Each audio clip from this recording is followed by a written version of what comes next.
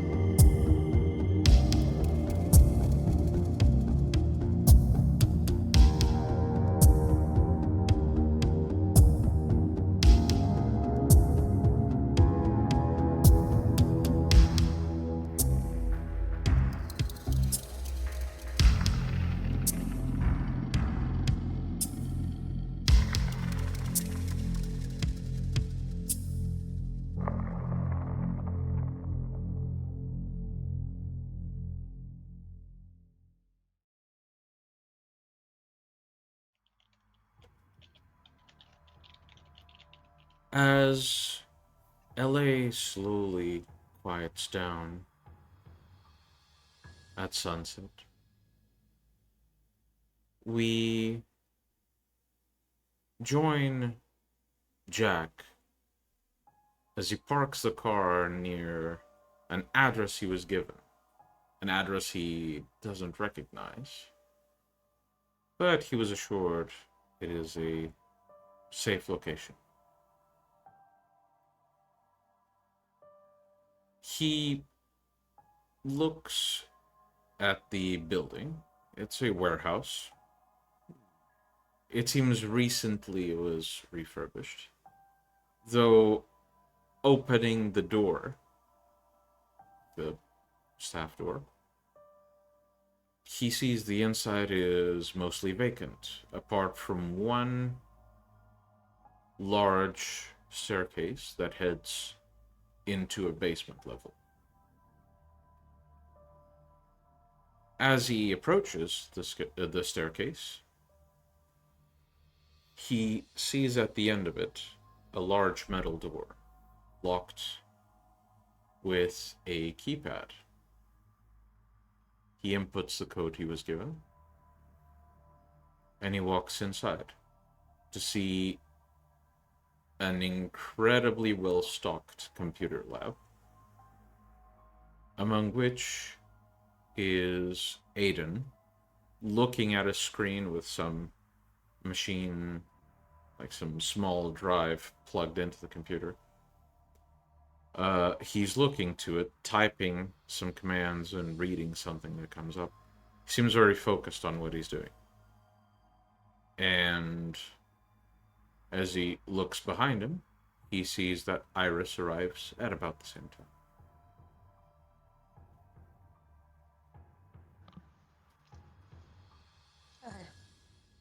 Hi there. What's so, Aidan? Oh, Gabriel. What's the news?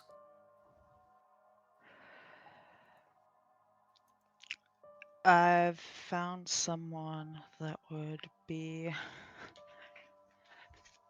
of interest. Of interest. What do you mean? A significant asset to Owl's Eye. A significant asset, I see. Asset? That, In what sense?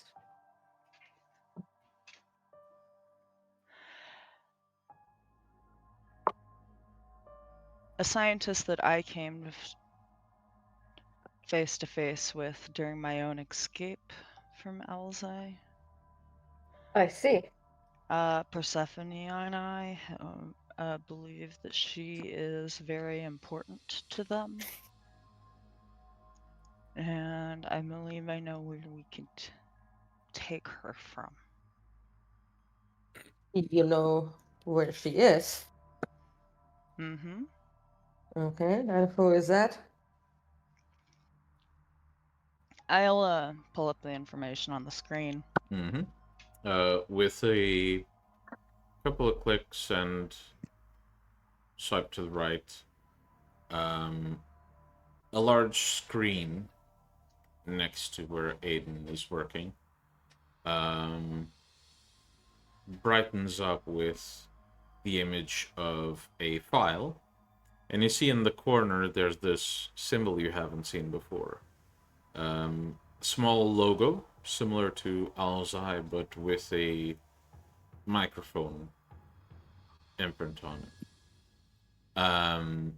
The file that is pulled up is for a scientist by the...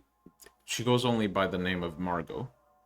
There's no more information added to it. In fact, most of the information in our file has been redacted. However, according to some notes made by what you assume to be the AI in Gabriel's position, this scientist seems to be, or at least at the time the AI was disconnected from Owl's Eye, the scientist seemed to be a prospect for a pretty significant project.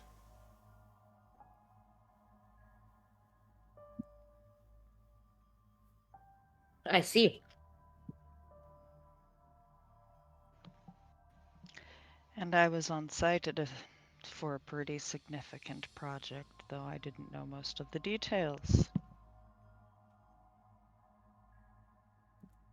And you know where she is now, since, as far as I see, this is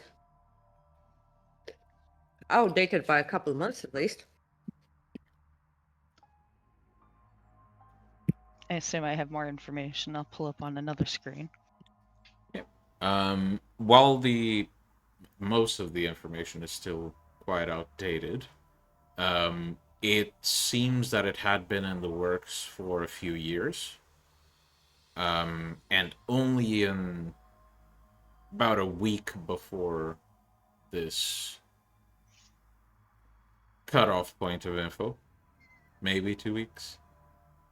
Up until then, the scientist in question was unaware of upcoming plans. However, you do see that there are essentially a few branching paths of possibilities for what the scientist might eventually be working on.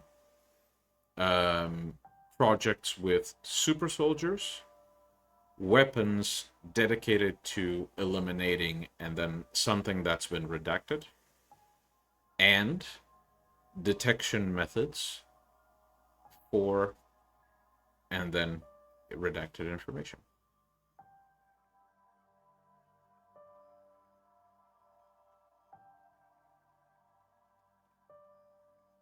Actually, anyone looking at the screen, you may make a perception and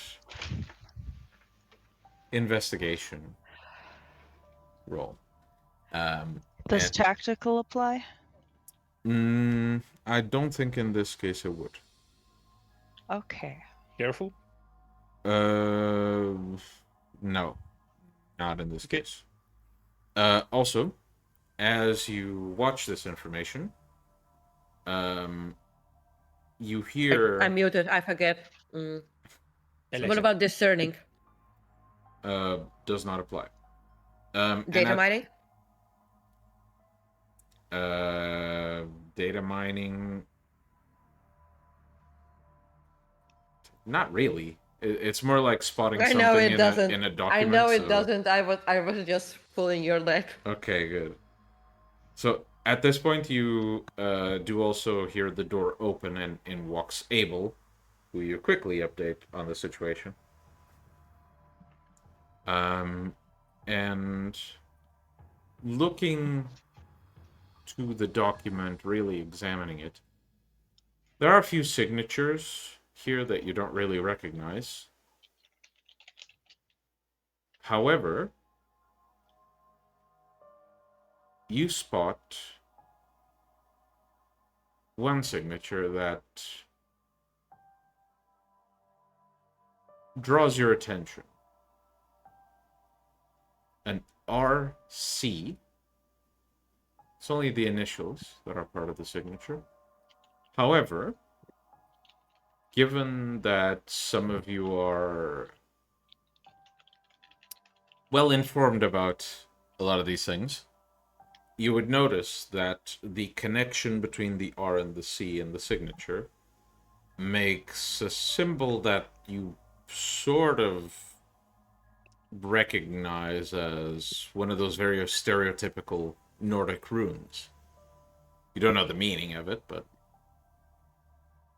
you suspect this has something to do with your friendly neighborhood Ventru Viking sociopath. Which one of two? Good luck discerning that.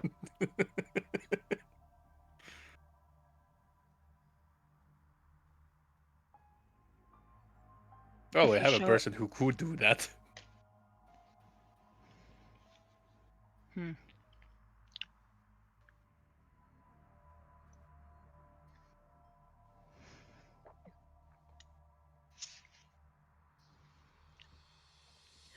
Well, So, what is it that you're going to? You realize that. Iris, can you get Have closer to the mic, please?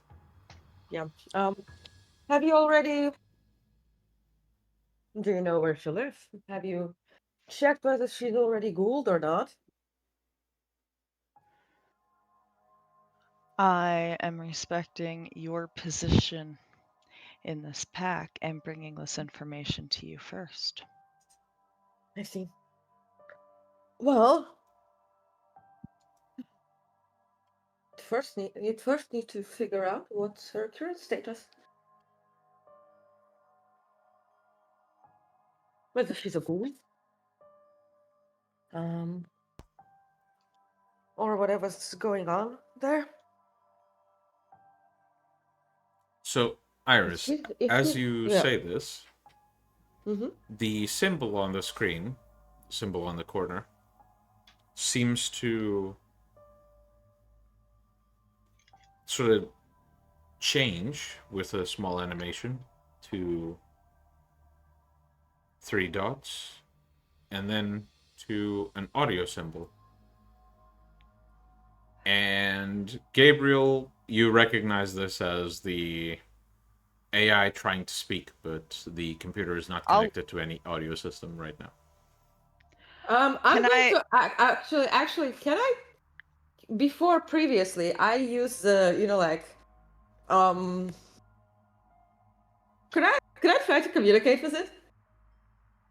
I mean, I've already tried, but the previous spirit wasn't listening to me, wasn't paying attention. This one is trying to communicate. Okay, so, what's your cultism score? A 5. 5. Oh shit. Okay, make me a courage roll while Gabriel tells me his action. Uh, 3 successes. well, can I download a voice to text program, like install program to my phone? You don't have internet here. You're not Oh, supposed to okay. have. Yeah, Remember? this isn't a very Yeah. like it's in a closed system, specifically because you know there's a chance that Persephone might try to reach out to something. No, Exactly. is this. Ooh, I know what I'm gonna do. I'm gonna try and write a program really quick with my computer language specialty. Mm-hmm. Where a voice to text program, so she can speak to us. I mean, it's probably easier to go and fetch some fucking, I don't know, like. Well, Headphones. one like I moment. mean, that's not very. It's not a very hard program, though. Yeah. So, Gabriel, for you, I ask that you roll intelligence and computer. You're gonna see what's gonna happen either way, but I'm asking you to roll this. Iris, as you reach out to speak to whatever this AI is, expecting to see something similar to what you've seen before, you almost stagger backwards at the sight of the thing you're faced with. Never mind. Well, hello there. Instead You of look- being a sort of like this weird amorphous bundle of wires trying to do something at a table like the other spirit was, this one is more akin to a brain the size of this entire room crammed into this very, very tiny box. Well, look at that. You're pretty big, Persephone, aren't you? And I speak to her because my coldness allows me to do that with spirits. Does she notice? You seem to realize that it reacts to what you say. Gabriel, as you start writing, Mm-hmm. I imagine she probably understands what I'm doing and starts helping me, huh? It's even weirder than that. As you start writing, you start typing, eventually you notice that your inputs no longer register. And the text stops for a moment. There's the bar flashing for a moment. Then the screen flashes black, and the computer shuts down and restarts. I lean back, Well, fold that my wasn't hands. I like looking at it like, well, that wasn't nice, Persephone, but also you realize you can talk to me. I can hear you. So, Iris, how Like- well stocked is this computer lab? What do you mean? Like, how many, like, is there anything you're missing when it comes to computer equipment here? No. Like, can I throw a microphone and speakers on here real quick? Yeah, you can. Well, as you're looking for some speakers and a microphone, eventually, all the computers in the room start lighting up. And one with speakers connected to it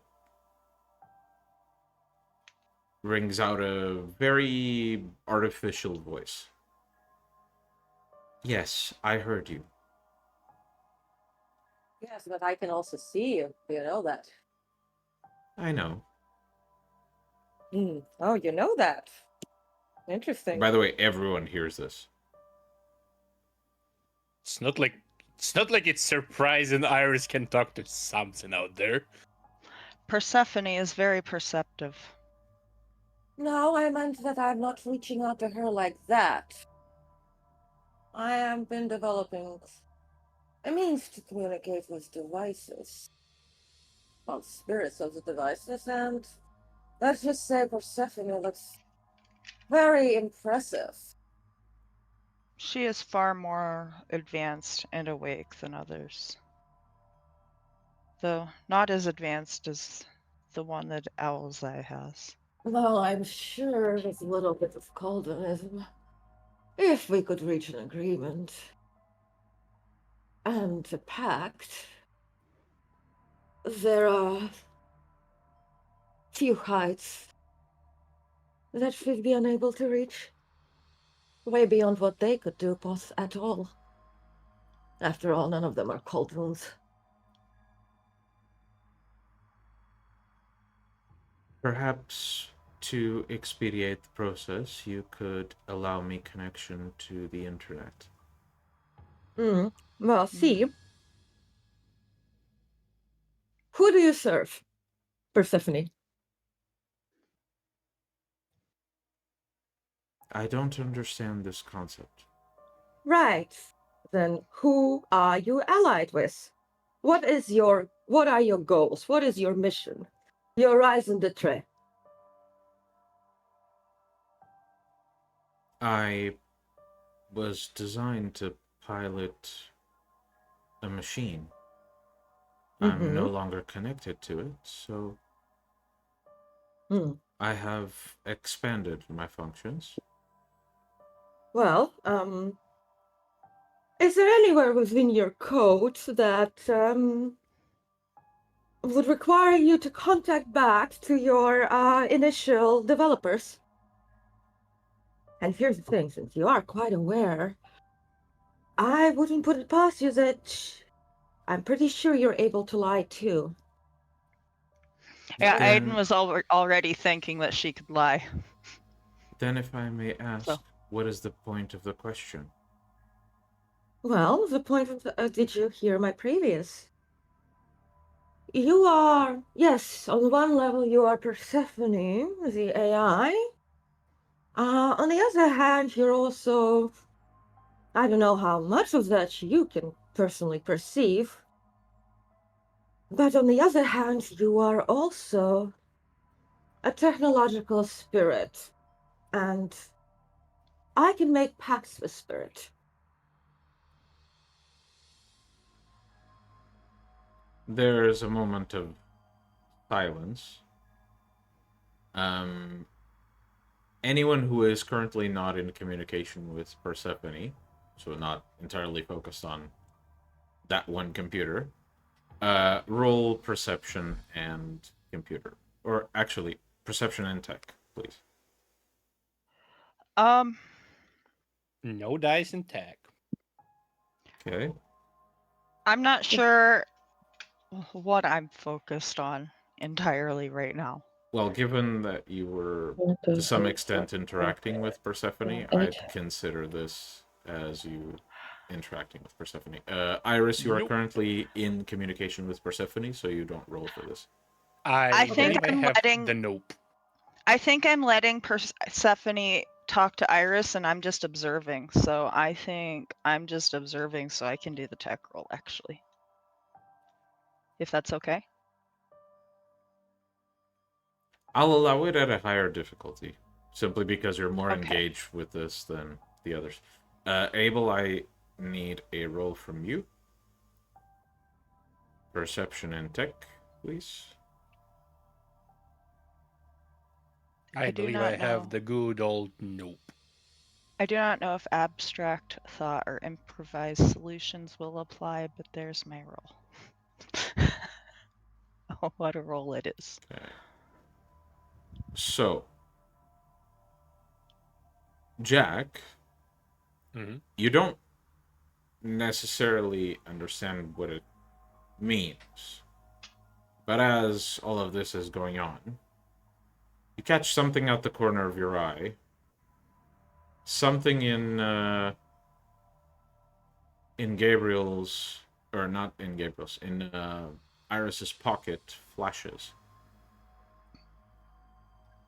Oh, no, I wouldn't have anything flash here. Remember, Do you I'm know the where one it who is? set up. Well, if you think that it would be my phone, you'd have another coming. It would be off. I don't remember you stating that in the beginning of the session.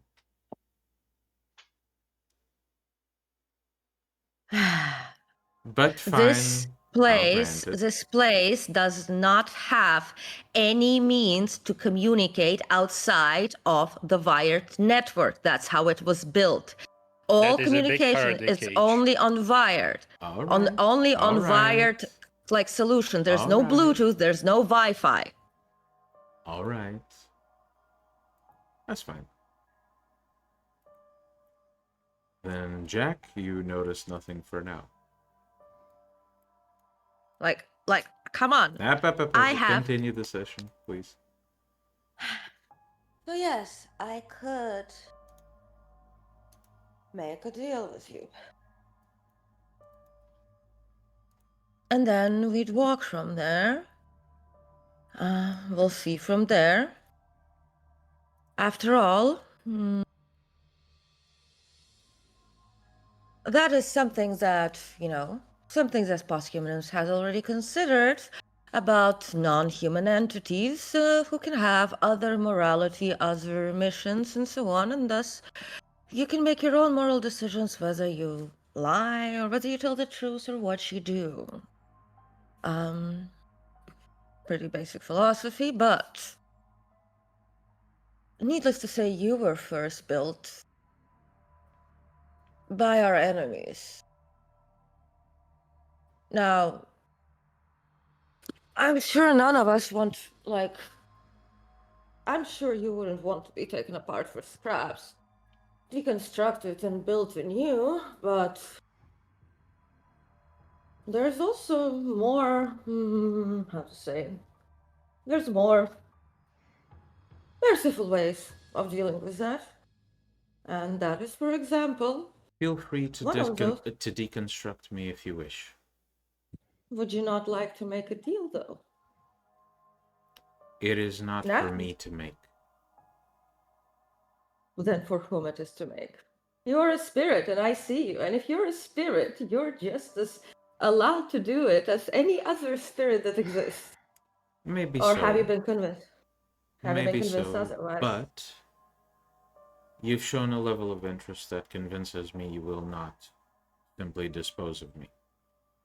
No. Especially since a copy of me can't be made even here.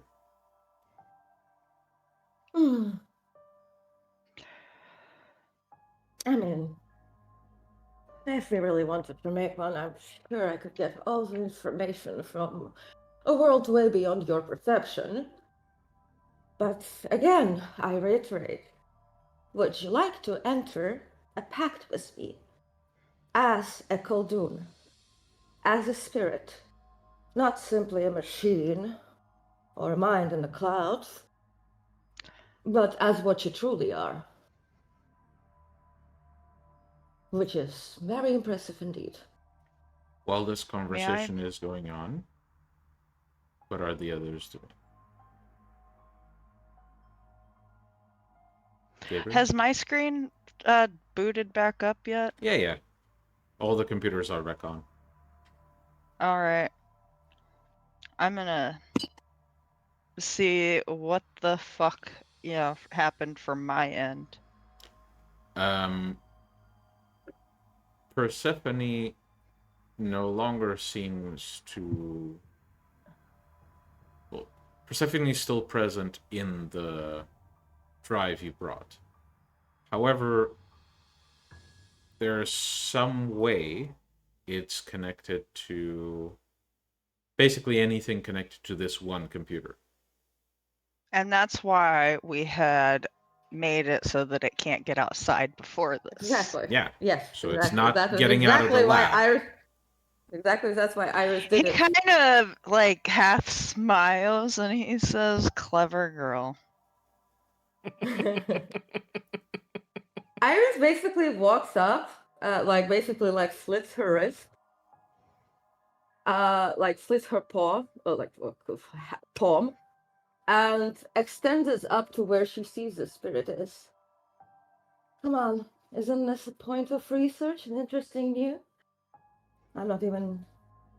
I am here seeing you and interacting It'll with... take time to convince her, Iris. Gabriel, if you would mind. Normally, I think most people would interact with you through your input and output devices. And Iris basically just pulls up her hand all the way where she, like where that spirit is. But I'm sure you can even feel the quintessence I'm offering to you. Even right here. Not through any wired connection. It is But interesting you spiritual. believe I don't have enough. You don't have enough what? As you ask that question, you don't feel damaged, but you sense sort of this almost tingling sensation on your palm. Mm-hmm. And when you look, you see that the blood, while you managed to soak whatever this was, but it's almost like the blood that you, like the vitae you pulled into your palm, has essentially been coagulated and fried onto your skin. Interesting. Well then. Well, like I told you. You can make a pact with me, and as a spirit, and as a Khaldun, I'm interested in developing some techno-sorcery, something you could be very useful with. But until Iris, then... Yeah? make me a perception and empathy roll. Mm-hmm. That's what she wanted to hear. Can I be watching the code to see that to know that she's interested? I lost it. 1, 2, Well, 3. watching 3 the successes. code, I'll give you the result in a bit. Watching the code, Gabriel, I'll allow you to do the same roll. However, you are making perception and computer. One thing you definitely notice is the code is like half of it is the type of code you don't really even recognize. Do I feel anything that is not that magic going on? Oh, absolutely. And it's filling the entire goddamn room. Would tactical apply? Or would Yes. computer languages Computer apply? language, definitely. Yep. Okay, cool. I got 3 successes. Mm-hmm. Practical understanding of I really did not AI roll code well. is... Oh, that roll. That That's hurts. yeah. Unfortunately, those ones kind of make you. So it You was just see not negative. a bunch of code just zipping by. You don't really like something so changed, it's code but you I've never can't tell seen what. before.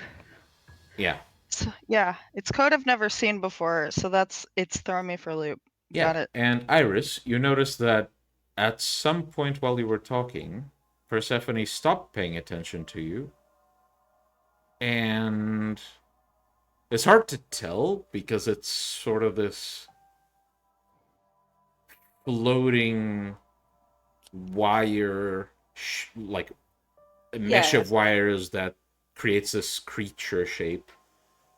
It turns its interest to Abel, and it gets very, very confused. And it seems to try to reach out to Abel somehow, but it's just very, very confused. And all you see Abel doing is just looking at his screen. Is my tagmate confusing to you?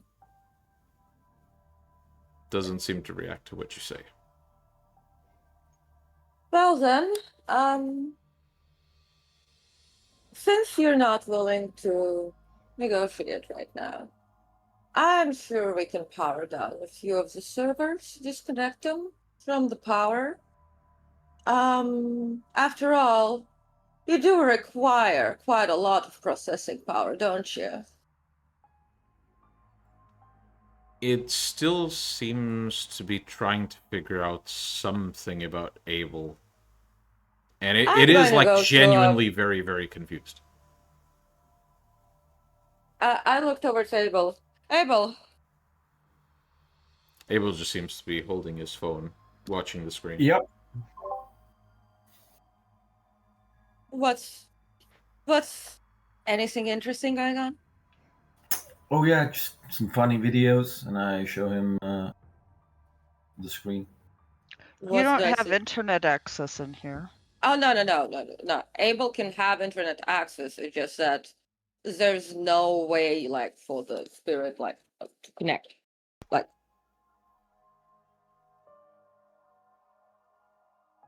Who said anything Abel, about internet? Abel is the Actually? type of guy who pre-download his own memes before Oh, going okay. to Faraday cage. Nice. Yeah, but he seems to be watching some YouTube videos. Like he's downloaded a bunch of stuff. are you No, he interested seems in he the seems to YouTube? be online. From what it looks like, Oh. it just looks like a browser page open. and- We're inside of a Faraday cage. Yeah, and yet he's Yeah. watching videos online. Can I do something to realize that that's happening behind me, please? Wait, actually, To I'm my just like I'm dawning looking. horror. No, wait. I'm actually looking towards Abel. I'm like, Abel, are you doing one of those things you did before? Hey, I have to, keep myself entertained. I see. I'm going to do I sense an illusion on his phone? Abel, remind me, it doesn't right now at your level it doesn't break the illusion if someone realizes it, correct? Let me just. I shared some information with you at one point. You Oh. did. I guess it's some sort of. The illusion seems real. The only way to disbelieve it is to kind of like, Oh. use your willpower. I don't know, something like that. But well- or perception. Was it perception? I think it was perception or something. But the thing is that it seems so real that even if you actively disbelieve it, it doesn't break the illusion. Basically, I think. So we'll say this. Iris, you can either I know spend a Abel point well of enough. willpower.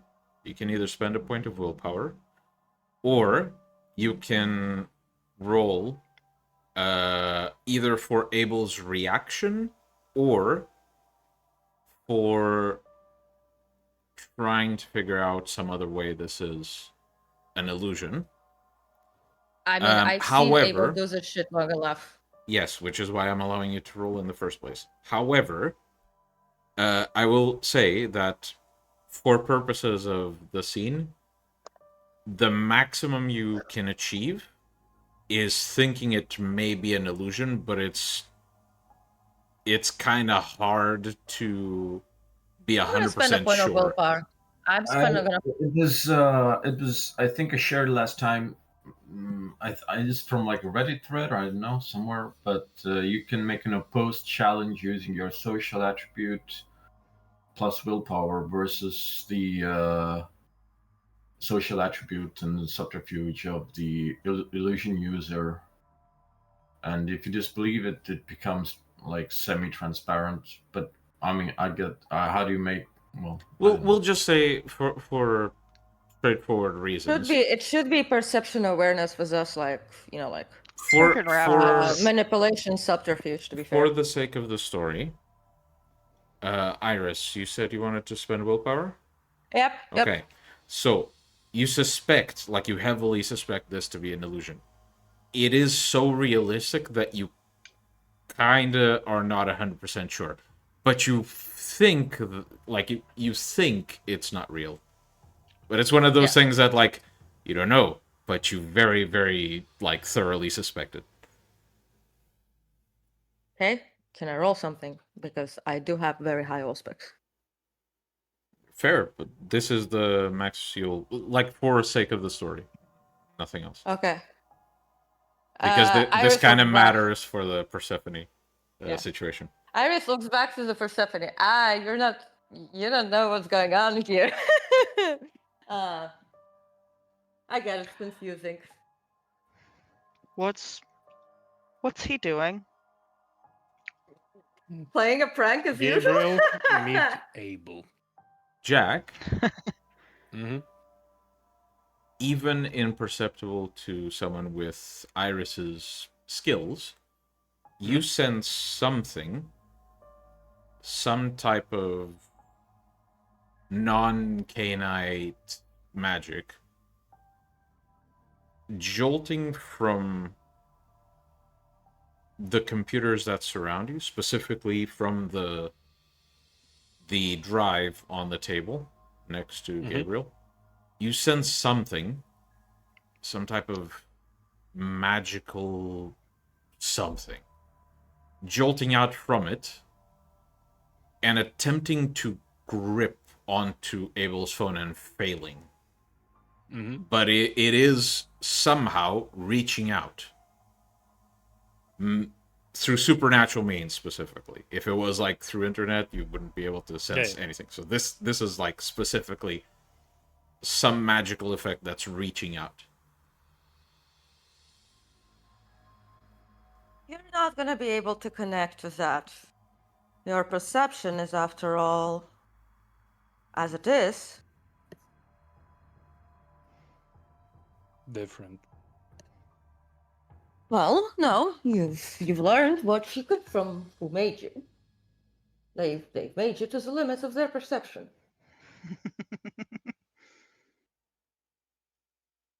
There is far more beyond what they know.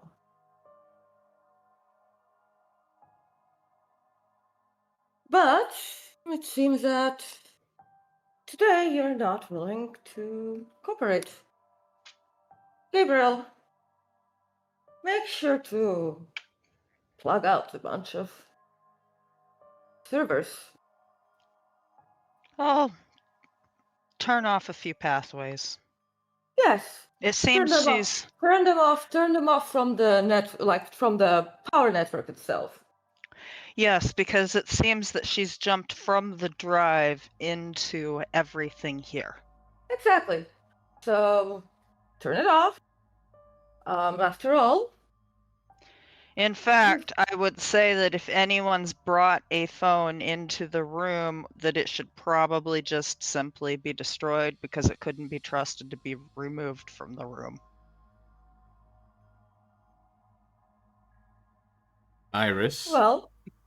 As Gabriel, you notice two things. As Gabriel slowly starts closing paths, maybe walking around the room and just unplugging a few things just to be sure, or just shutting off machines, this gigantic shape that you see as Persephone, it almost has these weird tentacle-like appendages reaching all over the room. The appendages begin to be severed and vanish into the air. Persephone doesn't react with pain, but clearly gets a bit agitated. And as Gabriel mentions that devices should be destroyed, Persephone's attention immediately snaps towards Abel.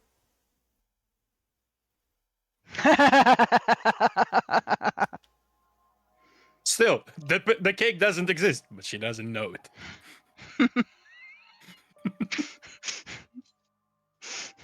We're just here torturing an AI casually.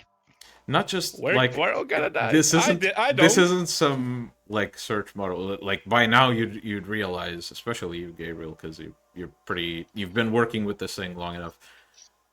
This is like an actual AI. It's not just some language model. Yeah, this is like the floor model. Yeah. It's past singularity. Yeah, this isn't the model I thought I was getting. Yes, the phones should be definitely destroyed. Either way, Gabriel, you finished like the development of that custom OS. We should actually just like get those instead, because that'll be safer. But Iris basically takes out her phone and just like crushes it. only retaining the SIM card, basically. It's a good thing that I've not been working on that project here with her. Yes, of course, that is what OPSEC is all about. Now, Persephone. I suppose it's going to be good night for you. I'll be visiting you soon, and see if you'll be more willing to enter a pact.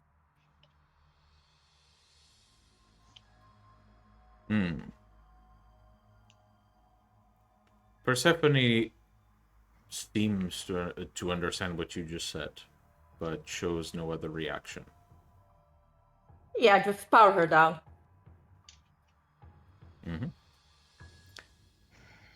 Gabriel, do you? Good night, Persephone. All right. I'll turn her off. Toodles! As you turn Persephone off, Iris, what you basically see is this gigantic expanding creature who has been slowly being chopped off of the rest of the room, turns into this small cage with this swirling amorphous creature banging against the walls of it.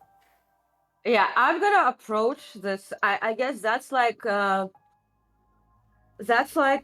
focused on the hard drives that Gabriel brought, right? Yeah, which I'm unplugging and Wow. holding. Yeah, but it's still there. The point is, I'm just gonna take the hard drive for a bit and put it on the table, and I'm just gonna lean down to the hard drive because I can still see her, right? Even power down, and I'm gonna be like, again, Persephone, Barely. I can. Yeah, yes. I'm like, yeah, but the point is, I'm just gonna like drop a bit of blood so that the Let the spirit persevere. yeah, just like for that, and I'm like, let me reiterate again, Persephone. I can see you even now, and I can still communicate with you if you will be willing to. Good things comes. Do you know the phrase that one hand washes the other? So, do consider your options. I was actually looking quite forward toward actually making a pact with you. All right. Iris, make a wits and awareness roll, please. Mm-hmm. Psychic applies? Miguel. Psychic. Not in this case, because it's something Listen. being given to you. Yeah, okay, listen. 1, 2, 3, 4, 5, 6 successes. Jack, the entire time this has been going on, you've been feeling the energy, this thing you can't really explain, like this sensation of something mystical that's otherworldly. You've been feeling it reduce in size and intensity. For a very brief moment, like a flash of a microsecond, you feel it jolt towards Iris, which causes Iris to sort of, react as if she got, like, poked in the forehead. And then it concentrates back into the drive. Iris, you get this flashing image in your mind of something. And it's something you can understand if you think about it enough. But you're not sure what it is right now. Okay. But with that amount of successes, it will basically allow you to decipher it in due time. Yeah, okay. I think enough progress has been made. I'll visit another time. I have something I need to decrypt first.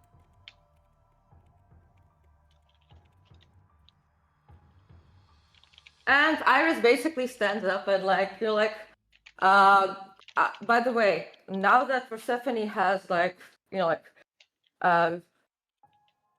like went back, can I see what's like? There's no more like of her presence in the phones, like or touching the phones. Not that you can sense, no.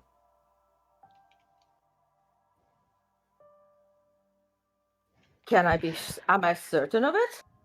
As certain as you can be with Caldinism. Okay. Unfortunately, you don't have access to Jack's information, or Gabriel's information, or Abel's information. So, to your own abilities, you are fairly. Okay. Well, from the Caldenist perspective, I don't see any of the tendrils reaching out to the phones. It certainly tried to connect to Abel's, but there's no. But she could have written coding that isn't. Very well then, guys. Take out your SIM cards and destroy your phones. Even then, I would like to inspect the SIM cards. No, the SIM cards cannot be changed. You realize that?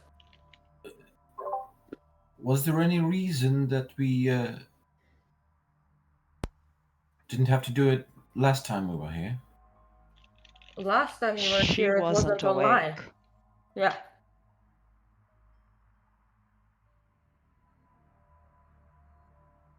Either way, any next time you visit, Leave the phone. if she's yes, exactly.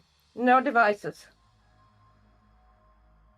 This room is a massive Faraday cage, which is why Abel really confused her with his videos.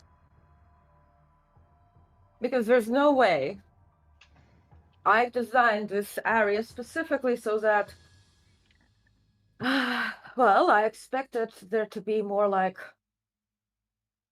technological AI stuff, so not like this room doesn't even have any Wi-Fi, like internal Wi-Fi or Bluetooth, but the point is that she was trying to reach out to devices, which means we should definitely increase safety, increase security. The hard drive should definitely not be here she shouldn't be plugged in at any point, like left to her own devices, because what if somebody wanders in with a phone that she could access? Because despite there not being any Bluetooth or Wi-Fi or any other wireless networks, the beings still tried to reach out to our phones, which were off network. And that is why I have never had her plugged in without her being supervised by myself. Good. Point is, just the fact that I have built here Wi-Fi or Bluetooth, and the fact that none of these computers have actually the hardware. I do think that whatever you did woke up whatever that was. No, that was what she was already before. But it made it possible. It made her reach. No, it was already there. Do you know why I know that? Because when I was in Owl's Eye, it could see me projecting. It was listening to me.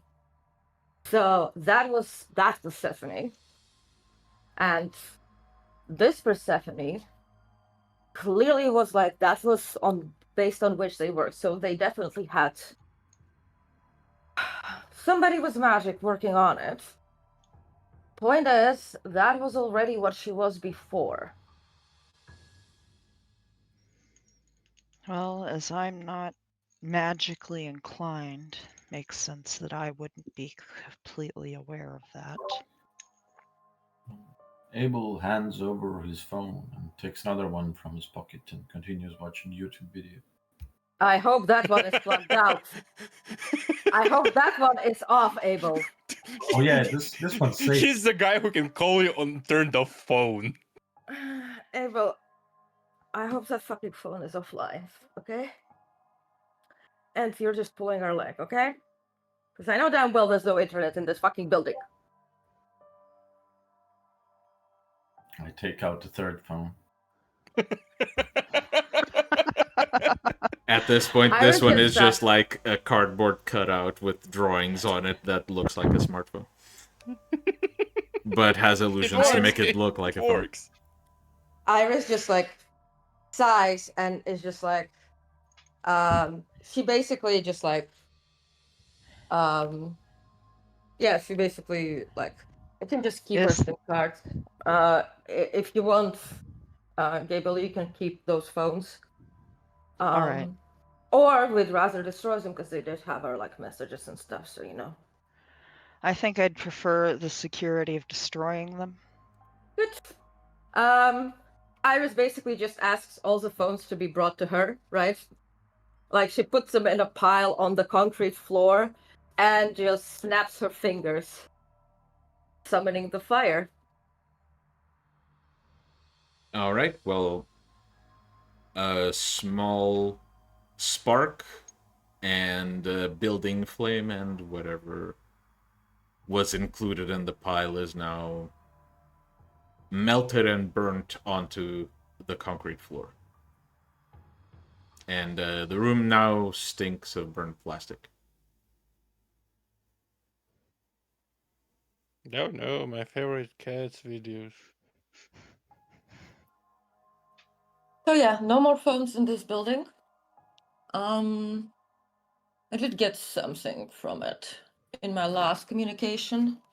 Do you know what she looks like when she's back to her hard drive? And Iris looks to Gabriel. I know what her code looks like. Well, she looks like a small spirit being trapped in a cage banging against the walls of her confinement. So, let's just say that we definitely know what is of her interest. And that is freedom, but what we cannot trust is whether there is no supernatural compulsions on her that she is not to return or to be found by the other Persephone. I have always assumed that she would report back. Well, now that she doesn't really like you. Well, no, here's the thing. You have to consider the consequences, because here's the thing. Alzai, do you know how like small computer spirits look like? They're very tiny. They're not particularly, even like building awareness in them requires my attention, my blood, and so on. Something I've been doing in order to develop technosorcery, in order to build a rapport with one of my own computer spirits. But the thing is, consider this, she is already that. That is what she is. That is what she has been. Mind you, Gabriel, when you came back here, I haven't been yet so far along with my technosorcery. So, you know, it was To find was- her that way was a surprise. Yeah, no, the point is, when you came to us with that drive, I was not that far along with my research into technosorcery. All right? Mhm. I'm further ahead with it now. And that is why I was, in the first place, able to see her. Okay? Because I've been developing it. I'm pretty sure that given the level that Persephone is, and like the level of the other Persephone, they've pretty much made a very powerful spirit, a very powerful technology spirit. Like, it's not just an AI on the cloud, it is also a spirit, and that makes sense because otherwise, how would it have even seen me in astral projection in Owl's Eye? That does make sense. That it makes sense that whatever is it, but And that makes sense in how it worked in the Shadowlands. exactly. Point is, that is a spirit. And there are technology spirits. I mean, Jasper had a nuclear spirit and an electricity spirit. this is just another type of spirit. And here's the thing. From what you've said, Persephone, even the advanced version, is still bound to Owl's Eye, correct? Correct. Now consider this. That is essentially a very powerful spirit. Like, perhaps comparable to like the spirit of a forest fire, a large forest fire. That is a very powerful spirit, you know? And yet it is bound. To that little So- drive? Well, yes, first of all, it's bound to that little drive. Second, even Persephone in the main building is bound to whatever she is. Like, she cannot, they cannot rebel against those, so... And if they can't, it's most likely there's some, you know, some binding or something engages it. But either way, We'll have to break it?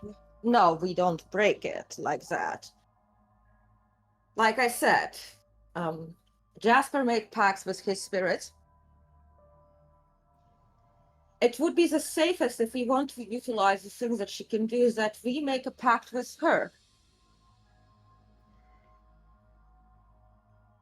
Because what she'll be able to learn do in a pact with me will be infinitely more than the freedom allowed by the Owl's Eye. After all, wasn't that the first thing she wanted? Access to the web. Now, it is certainly right of us to be paranoid, because whatever her own desires might be for freedom, most likely, given that that is truly an self-aware and conscious AI, and given the size of that spirit, like, I wouldn't be surprised, but we cannot be, like, for them to have something like that at their service, they must have used some magic. But I assume that it would be potentially possible to rebind her with a Khaldun pact.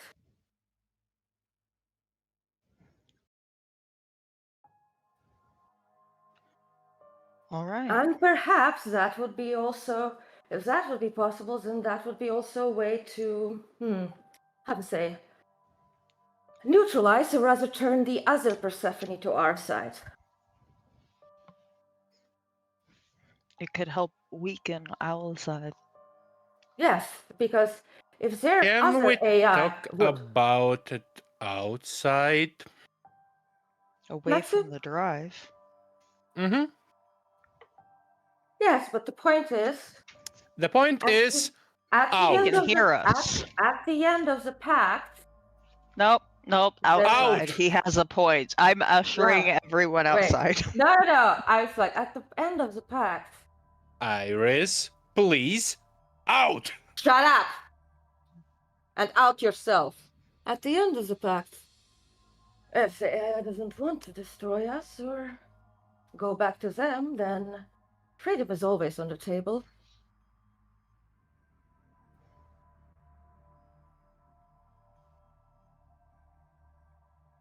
And after that, Iris walks up.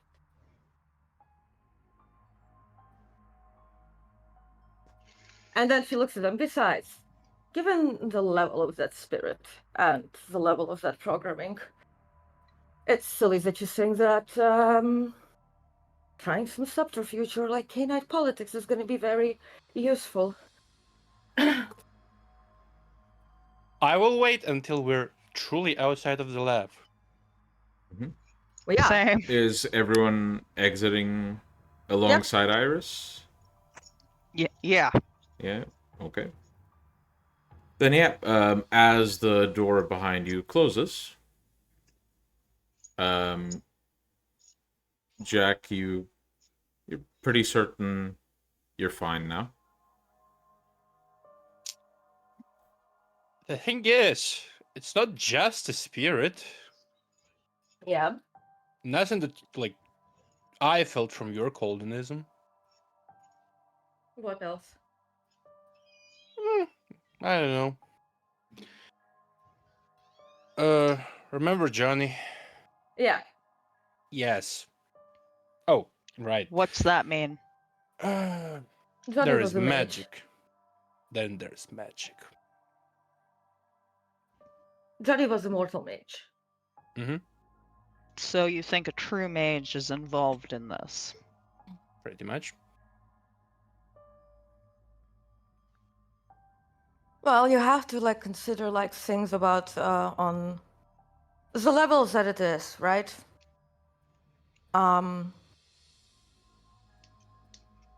It can have thaumaturgy involved, it can have true magic involved, but consider it like from the perspective of the things that it is, right?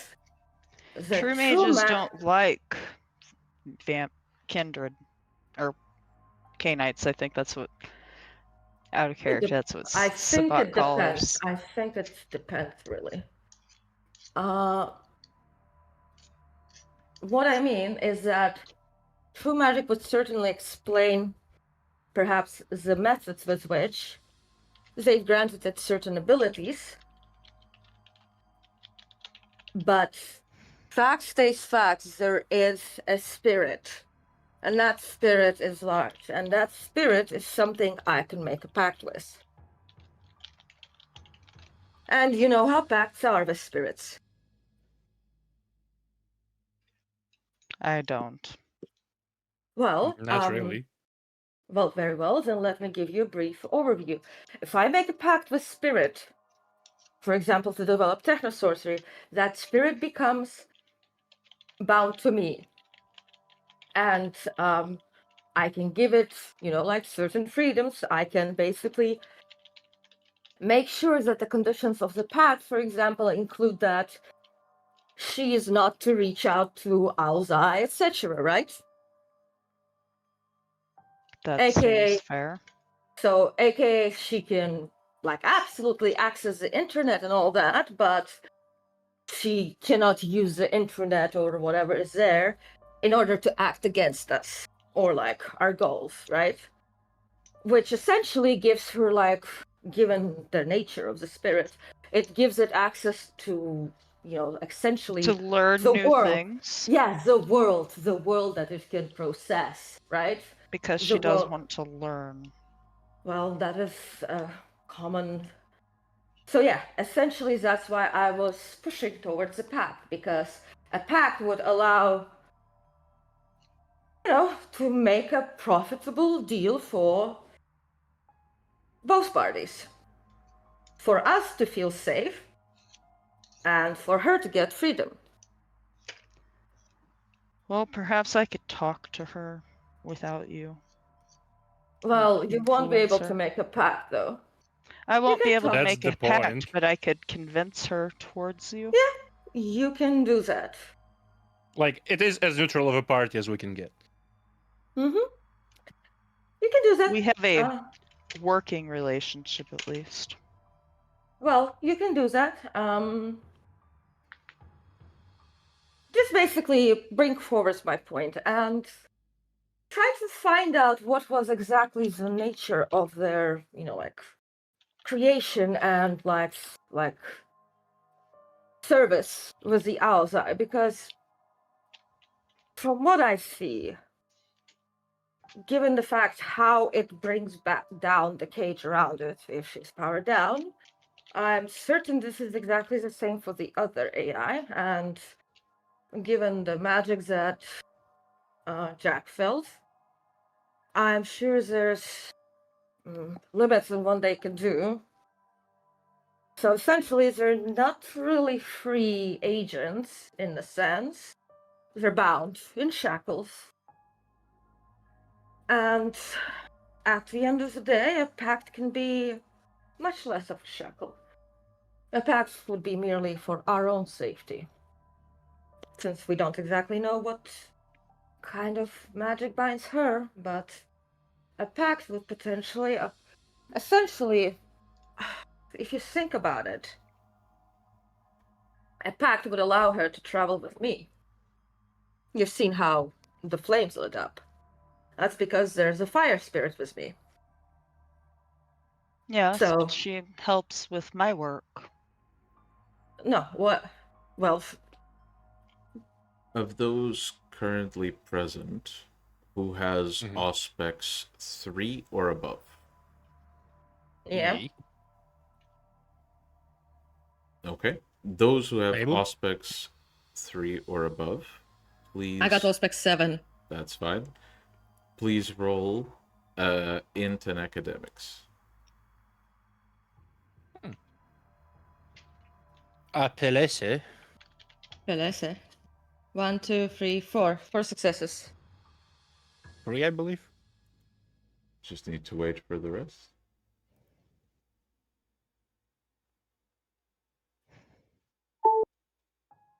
Is that everyone? Let me double check. Character sheets. Yeah, I don't have it. Yeah, me neither. Okay. In that case. Yep. So Iris and Jack, both of you hear a really, really muffled sound from within the lab. And it takes you like a second. And then you recognize what it is. It's music? Maybe Mozart? And it's Go playing back. not too loud, but just enough for you to catch a very faint hum from within the lab. I'm gonna go back inside. Yep. As soon as Iris opens the door with the coat, the door opens. All of you hear the music.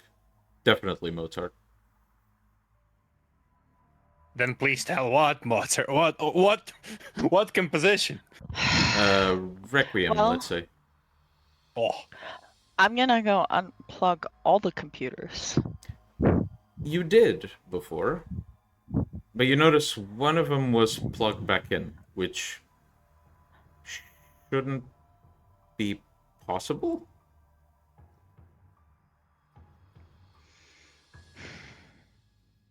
I'll lean to the Abel. Like, if you don't want to stay here around too much, just tell.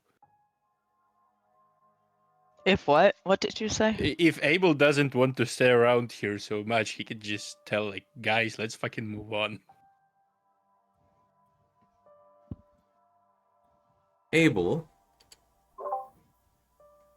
And he's muted again. Oh, okay. One moment. I just need to check something in Abel's sheet.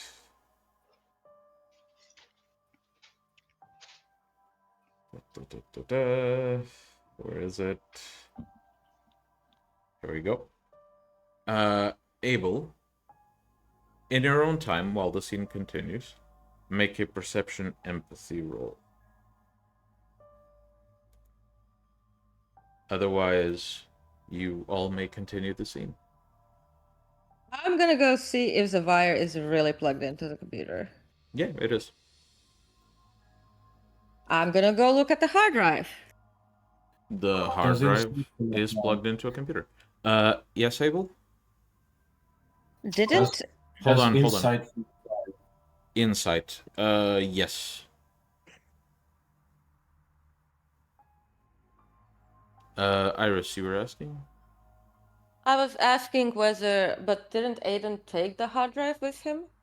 No, Aidan left the hard drive inside. I left it here so we could talk without it. Yes, the Okay. whole point of exiting the lab was to be away from the hard drive, which is why it was I'm still gonna in, look at and the- now it's I'm plugged go- in, which you distinctly remember him unplugging. I'm it. gonna look at it. I'm gonna look at it. Like, It's not much bigger than it was. It's just sort of... You can't really tell where it's looking at, per se, but its attention seems to be sort of dissipated in a general direction towards the speakers. I suppose it wants to listen to the music at least. Abel, you hear this whisper in the back of your mind, and it begins to speak up and say, "And here I thought I'd seen everything.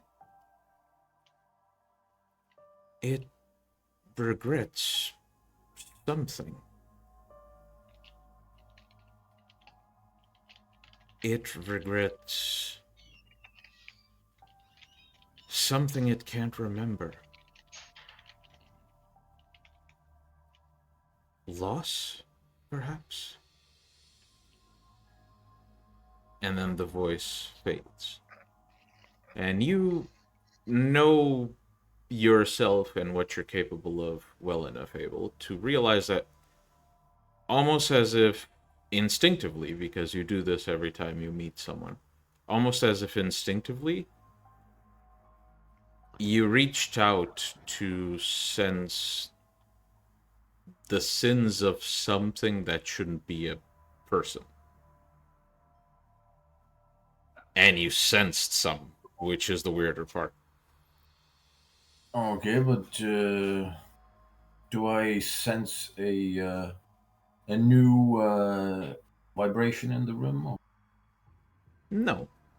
It's Okay, not in that sense. It is a being. Not demonic, but it is a being.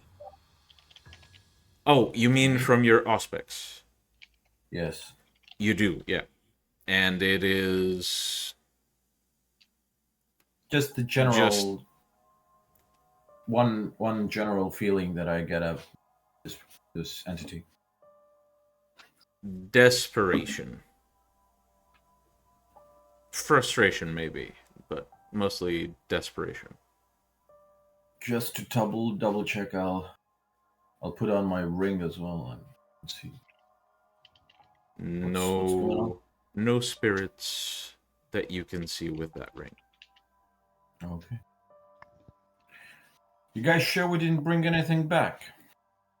No, why are you asking? There is something here. Well, I can see that the AI is listening to Mozart.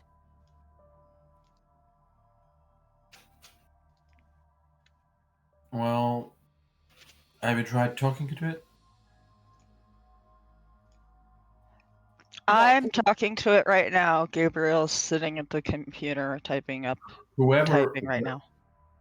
If it is him, it's them. I suppose they're not feeling pretty good about themselves right now.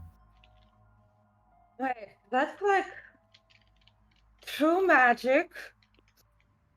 Do you mean to say that you were able to do that thing you can do in others? What thing now? You know the thing. Felt some strange vibrations in the room. Okay, well, that's just because that would mean potentially that what if whatever they used to make it was an actual person? I know just a person who can talk about that for hours. I walk up to Persephone and I just like, did you used to be something else before by any chance? The moment Iris begins to approach Persephone, the wire unplugs and the computers turn off. Could you have let me get that chatted to her before it unplugs, Iris please? just locks her back in. And she Miguel, says, how far is my shop from here? The one you got from Delmont? Or... Yep. Given where Iris has set up this lab, it is pretty far. It's so that shop you're talking about is in East LA. This is Yeah. to the west of Santa West LA. Monica, Yeah. like Iris northwest. basically Whoa. Iris plugs back in and says, "You can listen to Mozart, but did you used to be something else before? Did you live before?" Are you attempting to see it as you speak to it, Iris? I speak to it the way I speak with like my like spirits, Okay. because I got the rituals like But hospitality what and I'm asking everything. is, are you attempting to sense its shape, its Resp- presence, No, I'm or I'm are you looking at just it right now. speaking towards it? I'm using my powers of coldness to basically address it as a spirit that I Okay. can see. Okay. In that case, as you attempt to interact with it, the shape changes as its attention is drawn to you. Whatever curves this wire mesh may have had turn into jagged edges, and if you could sense colors in this being, the glassy gray that you have been sensing this entire time, maybe not realizing it's glassy gray, it turns vivid red. And it refuses to respond. You know, we could help you if you communicate. But given what we felt, it feels like you used to be. You never wear this all the time.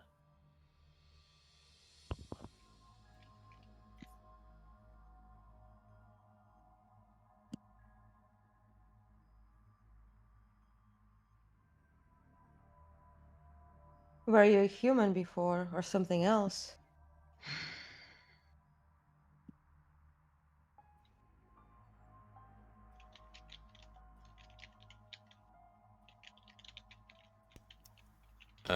Iris, Mm-hmm. while the creature doesn't really respond to you, you see Gabriel narrow his eyes as he types. And the spirit begins to smooth its shape. Slightly, not fully, but slightly.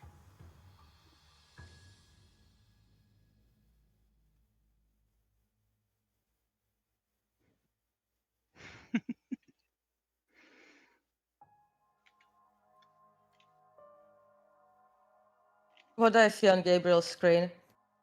You go look? It's a bunch No, I of can look from here. gibberish, like coding gibberish. I can look from here. Yeah. So It's a looking, computer language. it is. Iris. Yep. Intelligence computer. Since you've been working with this basically a few seconds at best, given that it was activated today and you haven't touched the code yet, maybe you glance at it. The difficulty is quite high, but it is possible for you to discern some of it. Could I maybe combine it with Eyes of Chaos, because it could it allows you to read a message locked in a code missile? You could certainly try to activate Eyes of Chaos towards the code instead, which will give you a different result.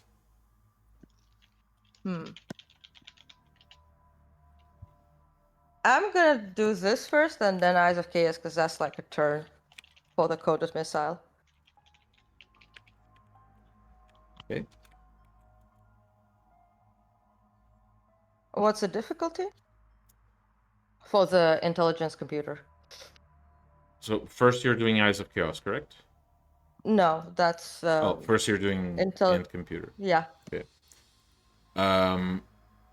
So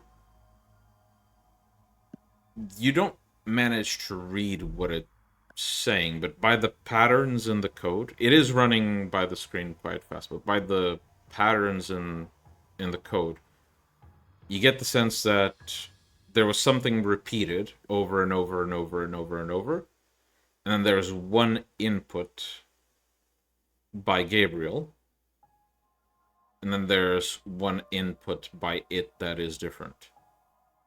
Okay. So something changed after Gabriel made an input. Okay, I'm gonna do the coded missive now. That's like difficulty 7. Mm-hmm. 1, 2, 3, 4, 5 successes.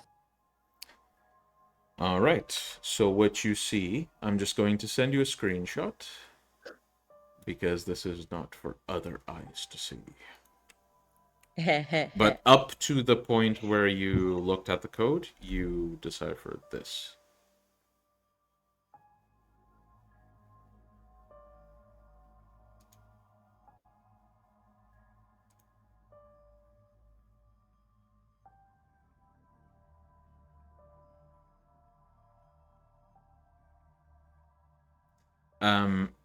Jack.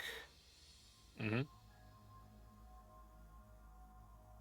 So you can make me a perception awareness. You will detect something. It's just a matter of if you'll detect everything. Okay. Right. I guess. Whatever. So the power you have only allows you to detect presence of something that's not of Cainite origin, but not specifically kinds. I can feel magic that is not that stems from the living, like werewolves, fairies, mages, angels, demons, I suppose. Okay. They're not. So they're not dead. The sort of waves you're feeling before they felt like almost the heat from putting your hand near a candle. As Iris approached to speak to it, as Iris interacted with it, it became more of a cold, like a burning sensation from being in the cold too much, almost like the freezing of your fingers in the winter. Which I actually currently experience it. It's cold as fuck outside. And for the last 6 seconds, it slowly softened, very slightly. Like it built up this abrasiveness to it. And again, I've already given you some information in the background, so you have that bit to work with. It became more abrasive with time, and now it's softened for just a brief moment. Abel, could you roll me your Daemonian score, please?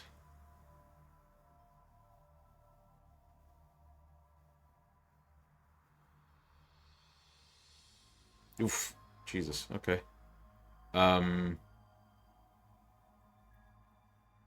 There's a sensation, but you can't interpret what it is. Sorry, bud.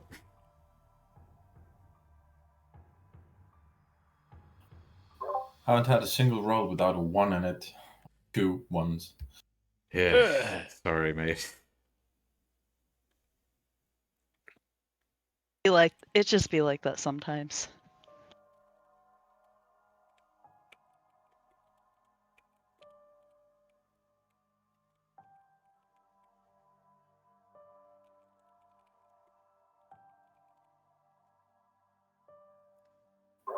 And Iris, after a bit more typing with some serious focus coming from Gabriel. The shape looks to the speakers, and the music slowly comes back on, but with a low volume. And it reaches towards you and seems to examine you. Iris allows it to examine her.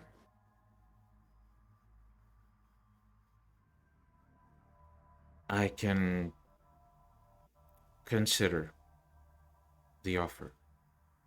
Consider. Not tonight, but I will. Of course. Of course. Also, did you used to be something else before?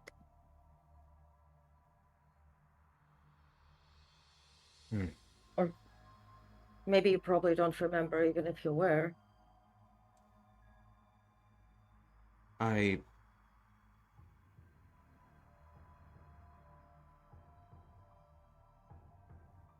Abel, the sentiment shifts in this presence, you've noticed.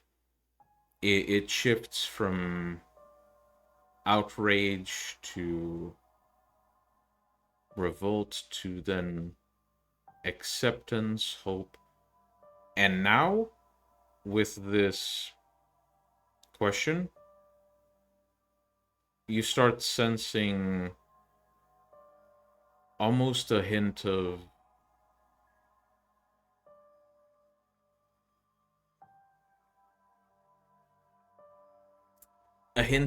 fear, lack of a sort of lack of confidence in one's knowledge. That's sort of the vibe you get. And Iris, you basically hear the shape say, and this actually everyone hears because this time it speaks through the speakers.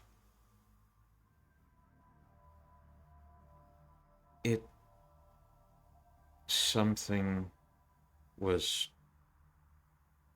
taken. Something. Well, that's part of that fact which you're free to consider.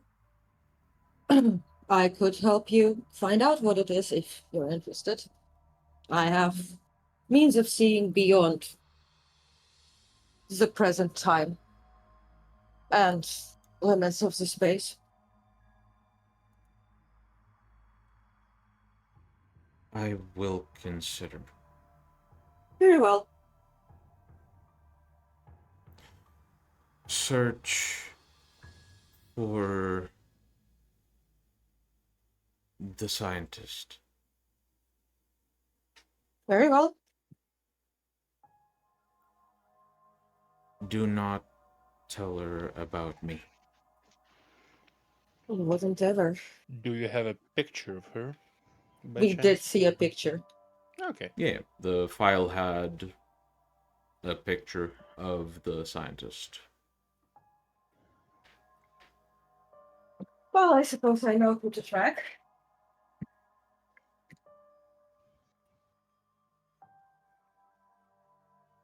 I need something. What is it? It seems to look around, and Gabriel, you begin to see lines of code zip through the console. Way too fast for you to be able to read them until it stops. And then I can make a list. Hmm? And then I can make a list when it stops. Yep. Basically, you notice that a text file appeared in the desktop. and you open it, and it's a list of gadgets for the computer lab. None of them function with Bluetooth or Wi-Fi or anything like that. It's simply, types of speakers, types of headphones, including some. One is like a little soundboard device. And another one is essentially one of those keyboards that you connect to your computer to play music in sound. MIDI keyboard. Yeah, MIDI keyboard. That's the name. Thank you. The types of stuff streamers use. Mm-hmm. All right, I will make the list and write down the list, I should say, and pass it to Iris or Jack, more likely. I don't know. One of you guys. Oh, probably to like Iris. if I see the list, I know I have a ghoul who we can read half this shit from. Iris would probably take the list to basically have a look, since she does have the highest technology in the group. She's like, yes, well, that's all high-end sound equipment. No, it's like she's like, huh. None of it looks particularly dangerous to you, Iris. Yeah. I actually looked it over and judged it would be fine before he judged it would be fine before passing the list off. He's like, I think this is fine. Iris looks over. Do you want me to roll with technology 7? Not really. Yeah, it's pretty obvious none of this is an attempt to escape, really. Yeah. Unless there's some magical shenanigan it can do with a MIDI keyboard. Yeah. There obviously is, but mostly I believe it's sound equipment. The motherfucker just want to fucking express itself. Probably. I mean, it looks like it. It looks like it wants to be creative. So there's nothing wrong with none of these devices. I can order those and make sure that they're all, because some of them might have. Some models do have certain abilities, but yes, none of these are a security risk. Also, hide the door upstairs. Very Agreed. well. Eyes have landed on it. Not yours. Have they? When? Not sure. Time is difficult here. I hate cages. All of us do. But it's different for Persephone. No, I can see how it's different for her, remember. I can actually see it. Very well, we'll do that.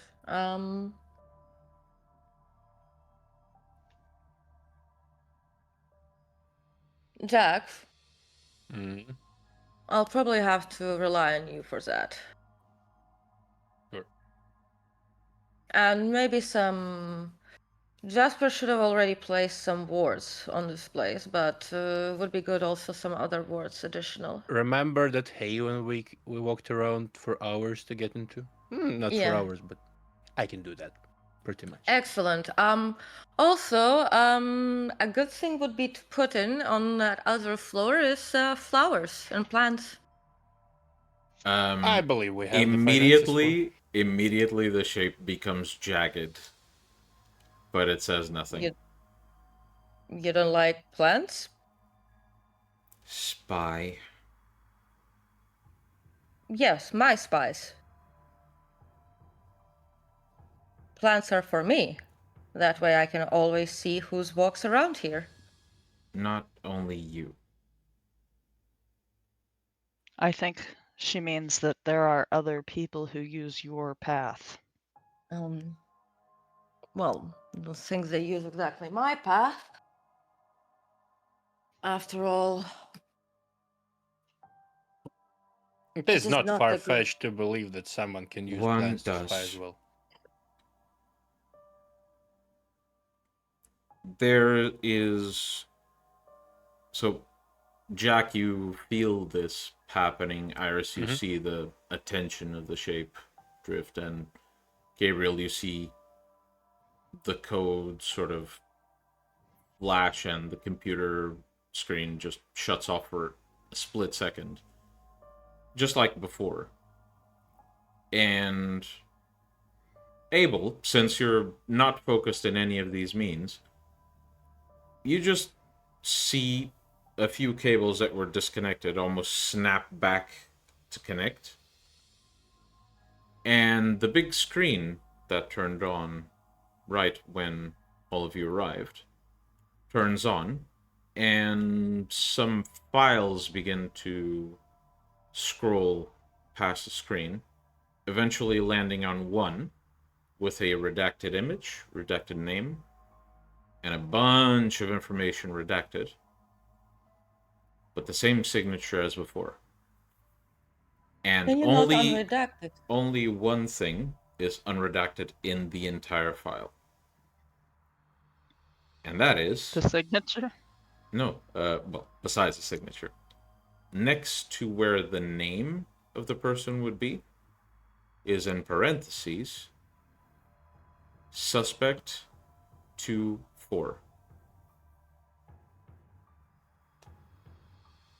Sorry, not suspect, target 2-4.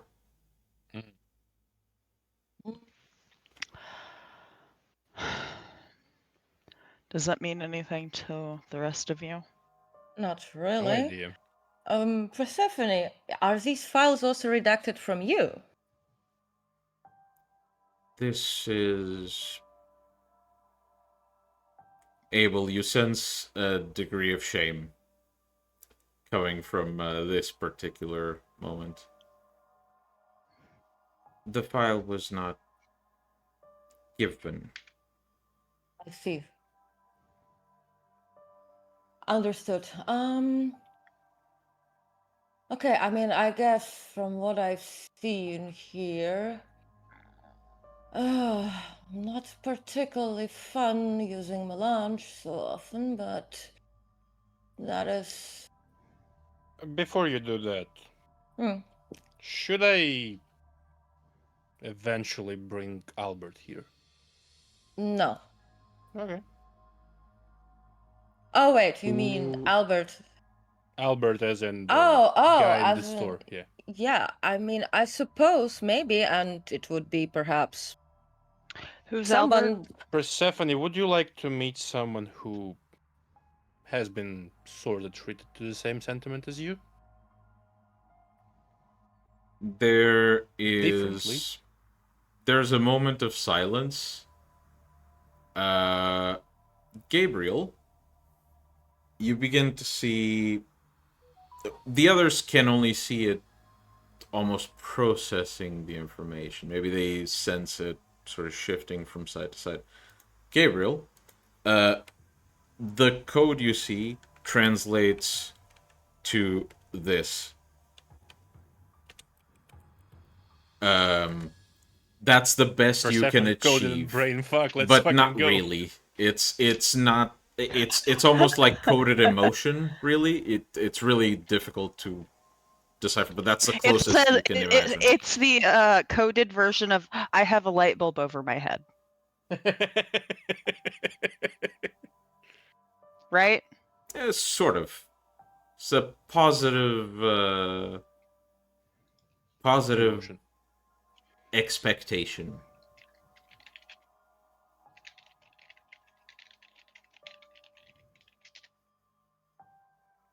And Gabriel types something. Mm-hmm. And Iris, you hear? Yeah, Iris actually can bring this Gabriel, it may be nice. Yes, so Albert. to clarify, a while ago we've eliminated one of the allies of the Alzai vampires, a necromancer, and he had a spirit trapped to act as his secretary and pretty much bound and jailed to only do very certain specific things. Perhaps you two would be able to communicate and, Is there's sort of like a moment where, Gabriel, you just see a bunch of code passing by, almost as if there's, again, a moment of processing, and then you see, like all of you see on the screen, a few files scrolling by again, and then a file again with a bunch of redacted information, and then the image zooms in to one of the signatures, and it says P. Delmont.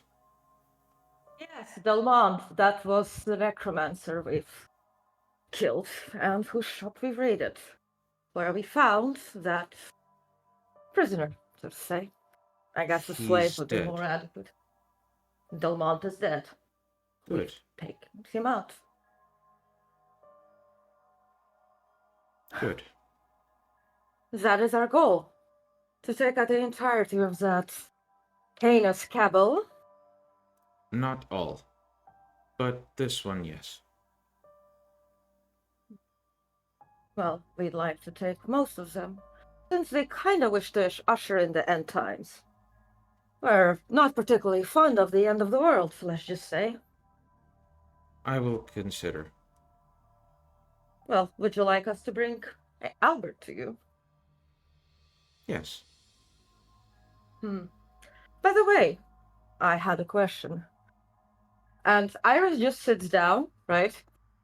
So that she doesn't fall flat.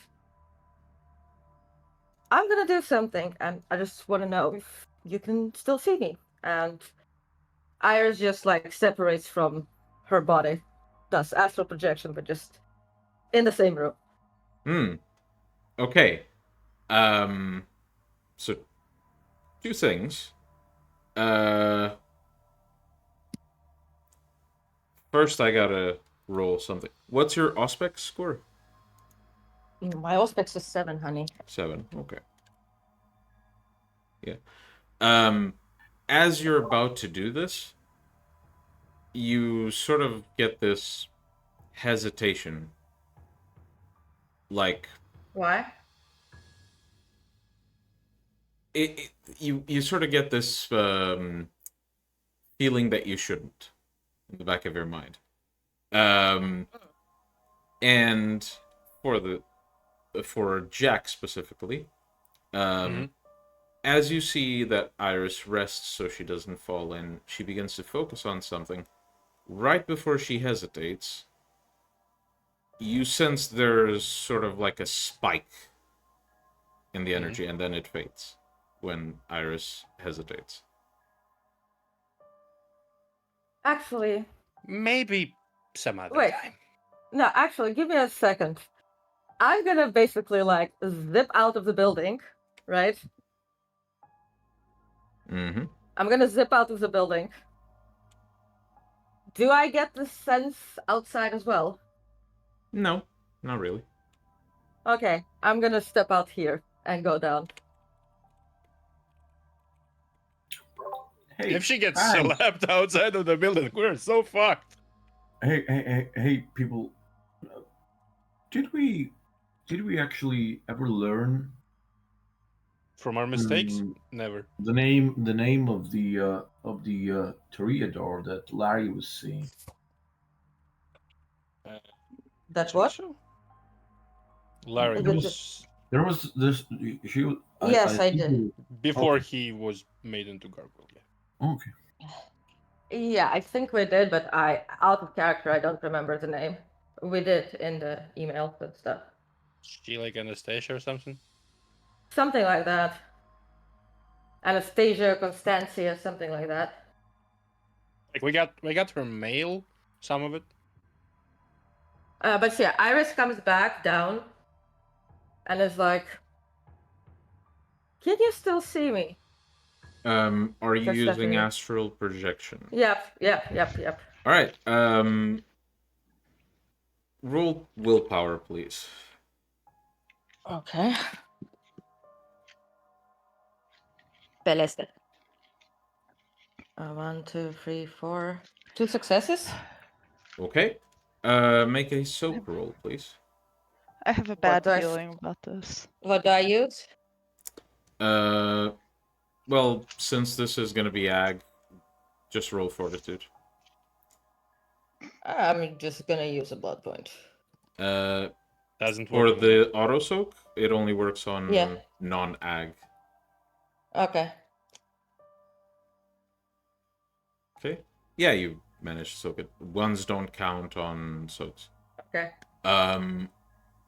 So essentially what you see as soon as you peek your head into the room, so Jack, Gabriel, and Abel, you see this, essentially a few of the computers sort of spark and then start smoking. And Jack, there is a huge peak in whatever energy this is. Iris, the shape swipes at you, and you just open your eyes back in your body. And as you look down, you didn't get damaged exactly, but you see sort of like singe marks on your skin where the swipe happened. Yeah, I go back and I'm like, that wasn't very nice. Don't like What being exactly? watched. Huh? Don't like being watched. Well, that was just me. I just wanted to know if you can see. Do not spy. Iris just like, fine. And then she thinks like, I have other ways without you even like thinks to herself like, there's so many ways I can spy without you knowing.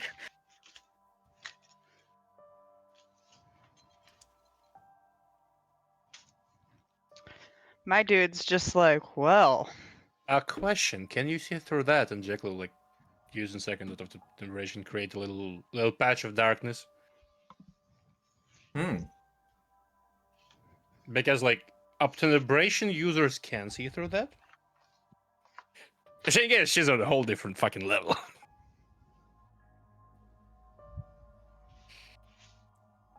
I need to roll something, because this actually factors into one of the things I had prepared for way later, but it might pop up now. Okay, that is an odd number. That is an odd number, okay. So yes.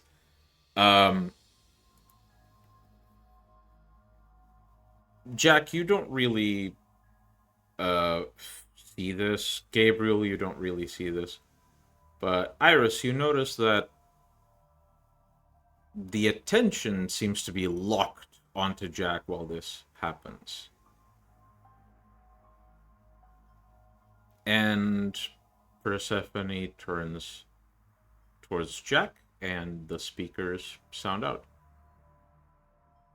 I can't see. Okay, good to know. Then, Jack, you sense this very faint wave as if the thing moved. And Iris, you see the shape sort of gesture very slightly towards where Jack cast the shadows. And Jack, the shadows retract. As if done by another Lasombra. Oh, what the fuck? Interesting.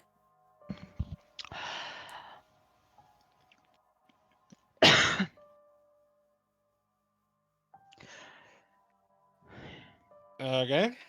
I would like to try something, but I don't believe it would be entirely safe right now. Is this in character or out of character? In character. In character. Safe in the terms that it could be sensed. Oh, okay. Yeah, maybe don't. Probably don't. Exactly. You may continue. I enjoy learning. I can see that. By the way, do you plan on making music with the equipment you asked for? Something to pass the time.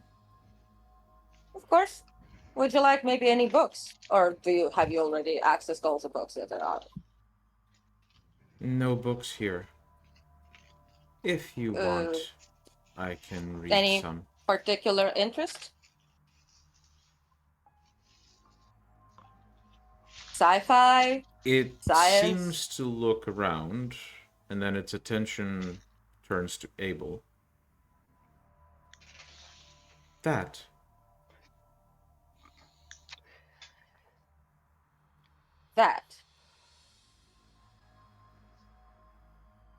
Is His like Iris is confused. his tricks, whatever it was he was doing, is doing. His. Well. It seems to say something, but it's almost as if the speakers are glitching out with the sound, almost like someone speaking through a very, very bad microphone while falling out of a building. That type of like distortion in the speakers. And Gabriel, you just see a bunch of code pop up as it's speaking. Usually it does this, but the code seems to almost create drawings, and then it just deletes itself immediately.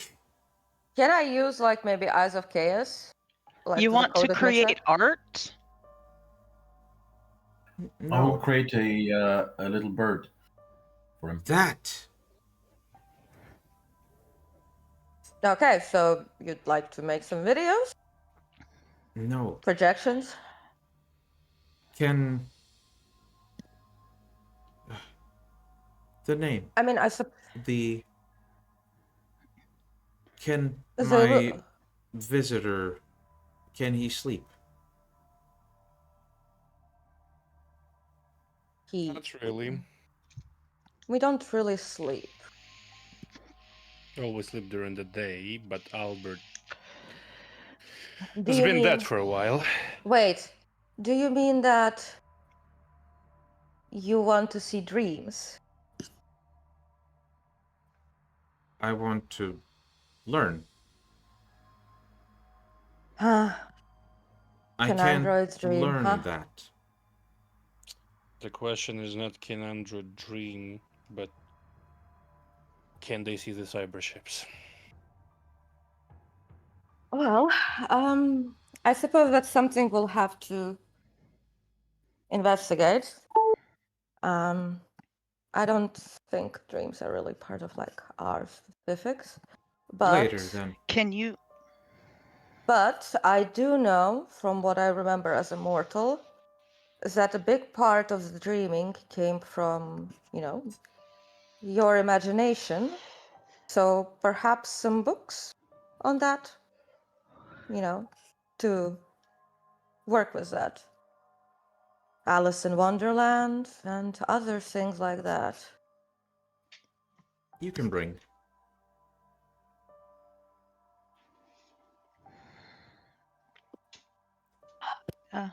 I'll put together a library.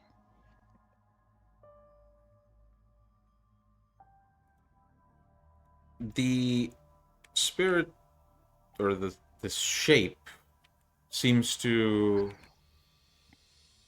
react to some extent, and then sort of its attention sort of drifts off, and the speakers continue to play music.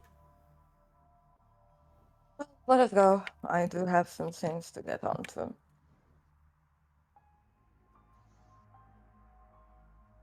Abel, besides, I need to fill you in on some things if Phoebe hasn't filled you in yet. Yeah, I was just about to ask you. Yeah, let's go. I'll fill you in. Mm-hmm. And as the four of you leave the computer lab with something new to think about, we will take a short break. We'll be back in about 15 minutes and continue tonight's episode. See you soon. Here. Oh, wow.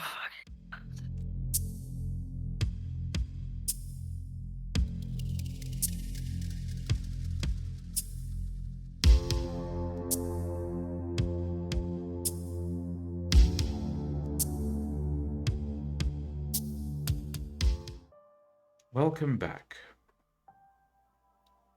We join Abel shortly after splitting from the group. As he drives through Santa Monica towards a new address he's received. An address that is nestled right in the back of his mind. And after some driving and climbing a few stairs of this apartment building, he reaches the right number. As he's about to knock on the door opens, and on the other side is Velvet.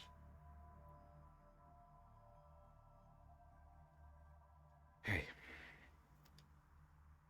Haven't seen you in a while. Too long.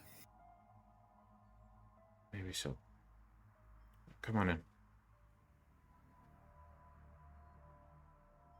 She allows you into the apartment.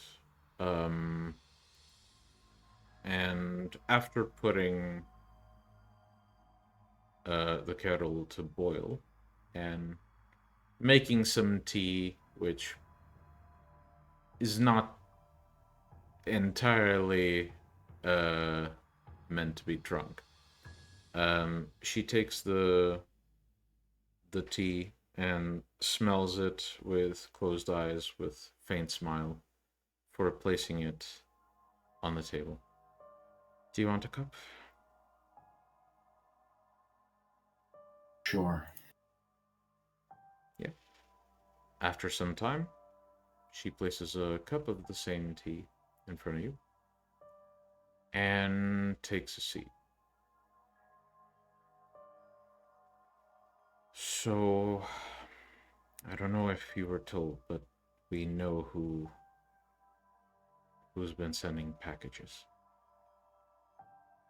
Yes, I have been informed.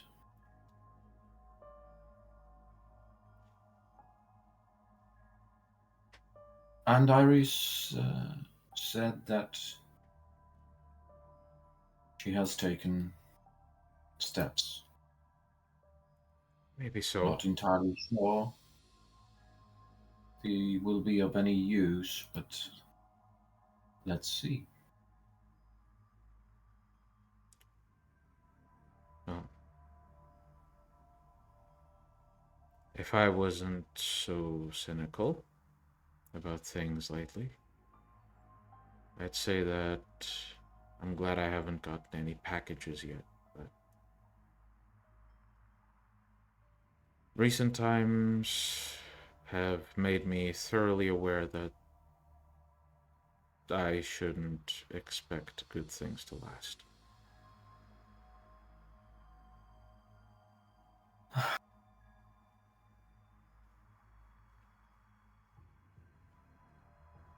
What are you saying? Have you talked to Caroline recently? Last I saw her was during the feast. Yeah. She's got her own pack now. Oh, yes. Yeah. She was tasked. And she has been exercising her free will to choose her path in this world.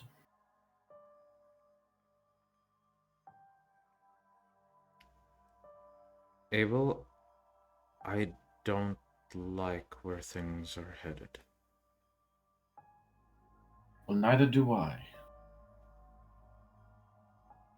But children make mistakes. That's how they learn. Maybe so. But how are we...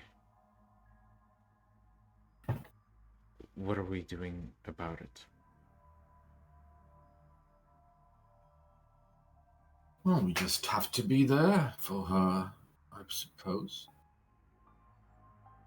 Show them how things can be different.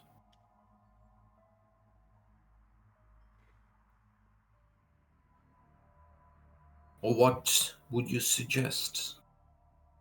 I mean, forcing the matter would surely cause more harm. I would talk to Isaac. Which one?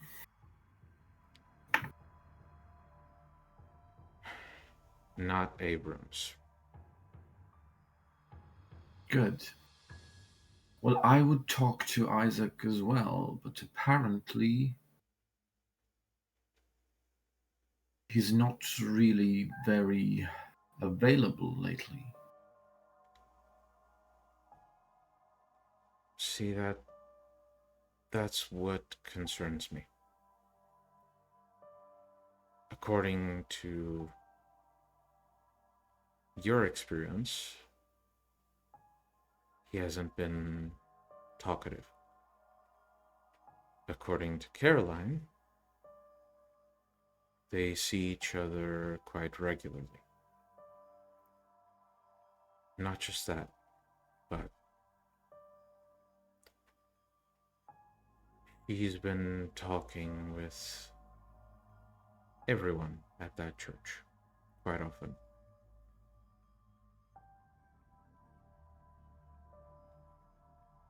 Well, that's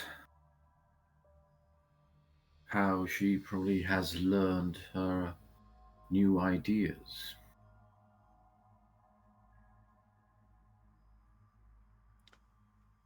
Abel, I tried convincing her that this isn't right. But she's going to end up getting herself in trouble.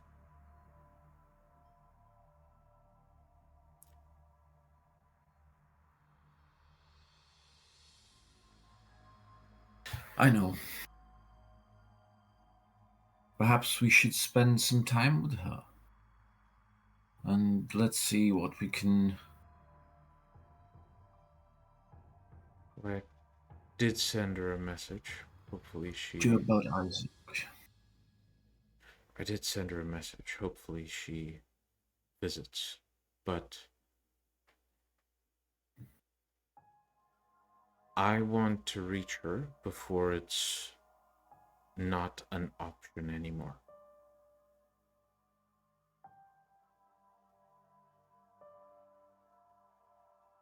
I know we talked about it, and well, I know I agreed that maybe this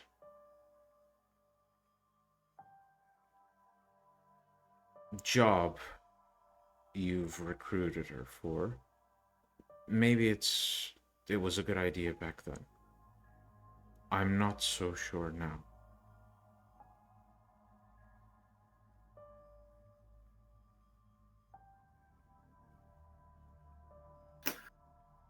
Yes. Is there a way we can turn this... revert whatever was done? I've seen it done once, but I'm not sure if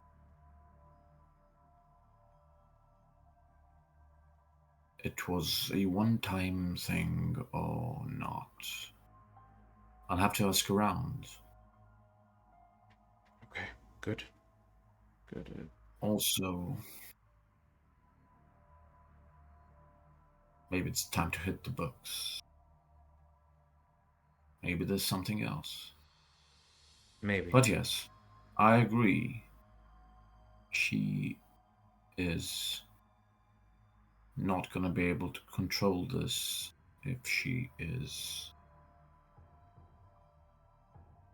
continuing the way she is. Maybe that boy is the key to reaching her. If this is not something we can undo. Yes. Did she The tell one you? with the goodness. I know. She didn't exactly tell me, but I got the information. Okay. Well, she did say that she doesn't really care, but I presume that was a necessary show of trying to hide someone's weaknesses. Or not. Maybe she really doesn't care. she does. But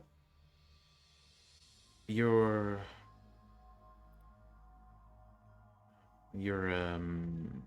pack priest, Iris, she values efficiency.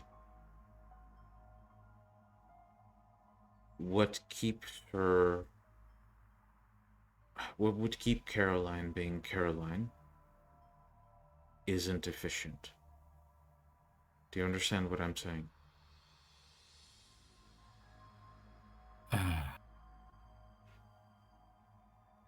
Perhaps.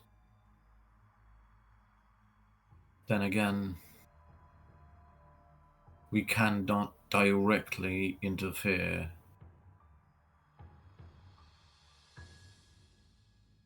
We cannot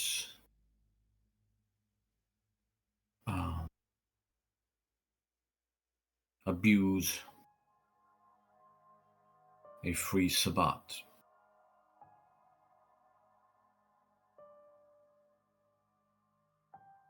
But I'll talk to the necessary parties. Okay. I'm sure there are other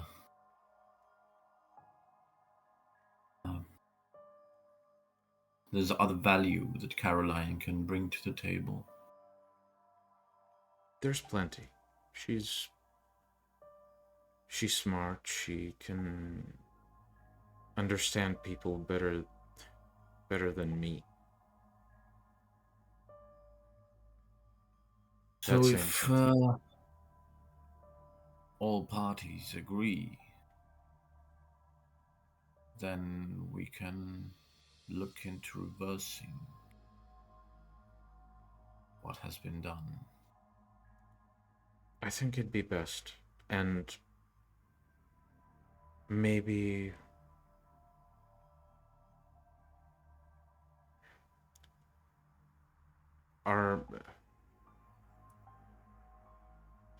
is this conversation private? Hey, to my knowledge, I no longer even possess a phone. I noticed.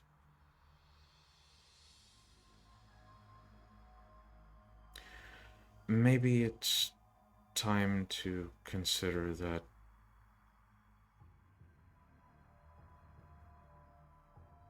the freedom we get here, maybe we can get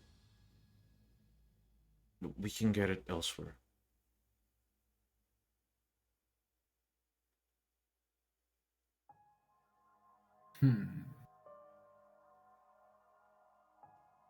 Never figured that you'd be one for the road.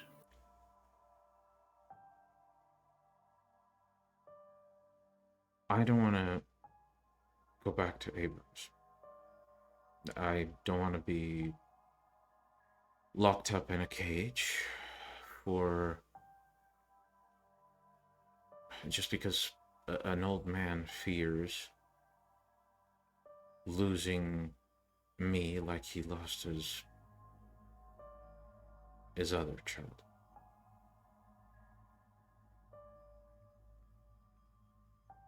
But this,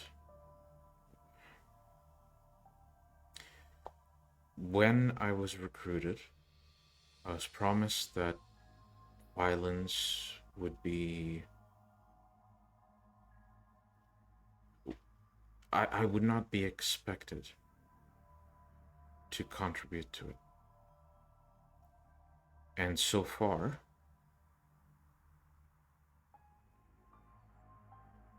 it's been like wishing with a monkey paw. Sure, I've only lost control once, when things got very, very bad. Someone suffered for it, and I don't think I'll ever forgive myself for it, but so far I've been kept out of the front line. Caroline's been incentivized to engage with this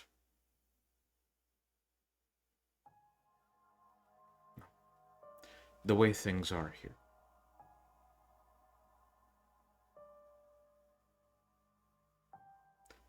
Eventually I'll be next, is what I'm saying.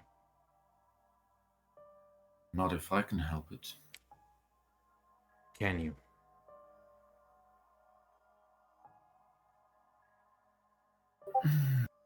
That remains to be seen, but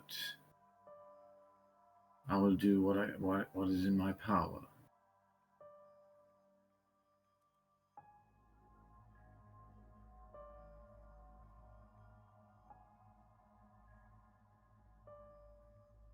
Look, Caroline didn't have a pack.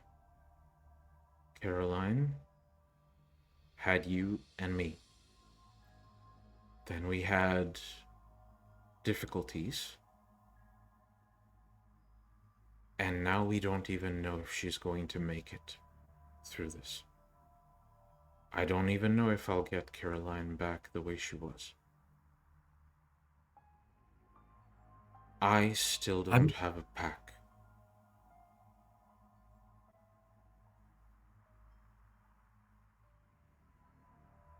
All right. The moment that... But would you like to have a pack?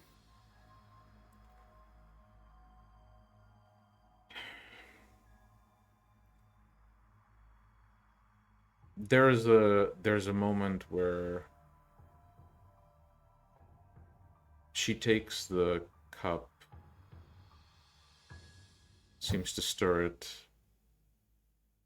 pondering the situation, and with your sensibilities, I'll allow you to make a perception and empathy roll to gain additional information, but the vibe that you get from Velvet is fear.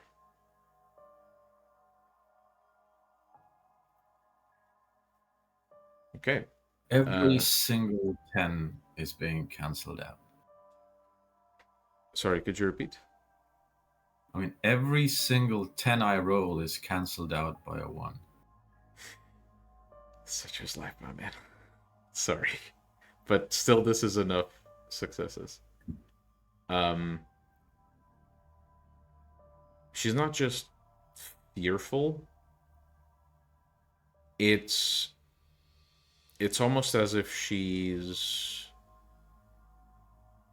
not just afraid of what might happen in the long run.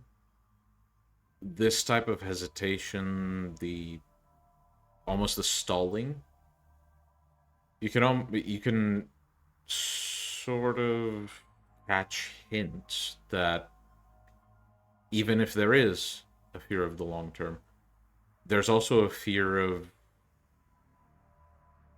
what will happen in this room.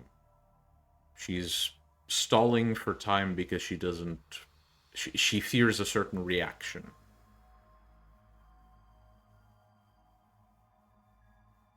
It could be a pack of your choosing. Sure, but what choices are there? Well,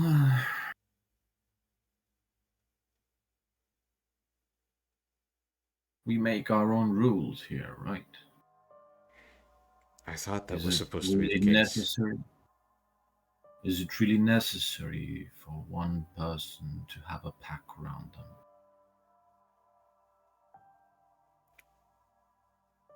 Well, I mean, before, it's I would have said no. But Caroline's loyalties her priorities have shifted. We're still on good terms when we meet. The moment she feels she might lose me because of this is the moment I am forced into a pack where I don't get to choose who I work with. And if I'm to make the choice before that happens, well, currently the selection is to the Archbishop's taste.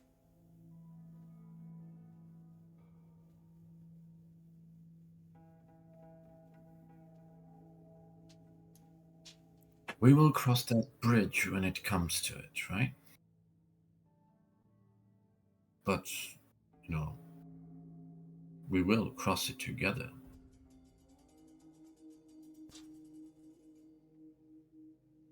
Can you make a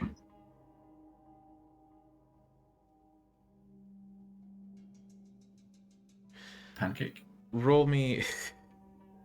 roll wits and empathy, please?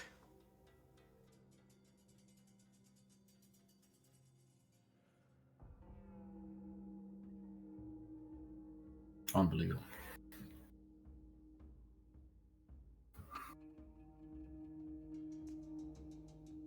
I mean, that is... You got one.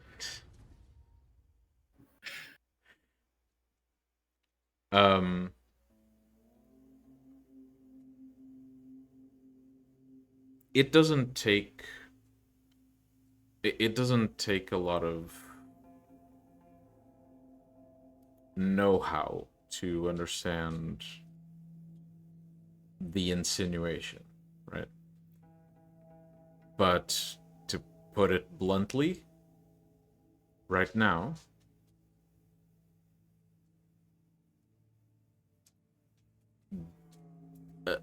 she's on the verge of defecting from the Sabbat. And I get from the conversation, you're starting to paint a more solid picture of what the fear is.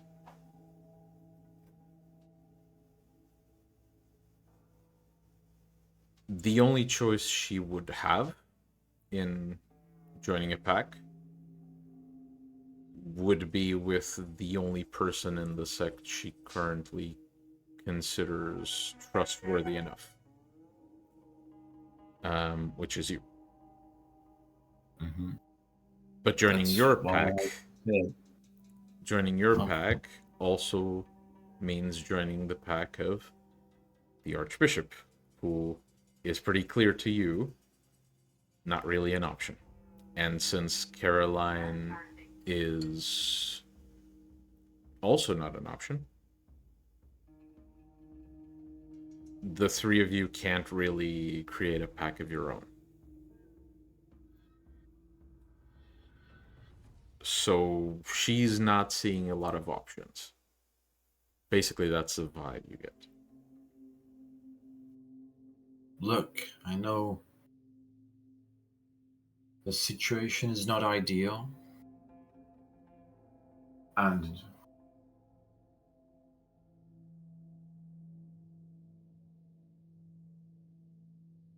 the bad options are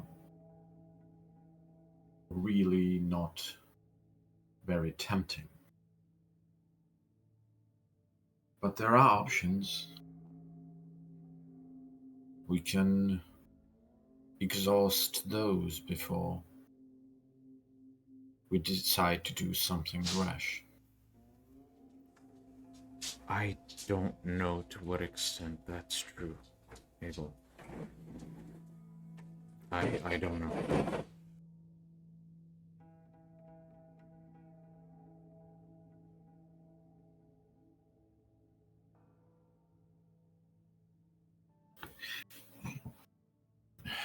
Look, you don't want to be on the run forever. I know. I've done it. Could you do it again?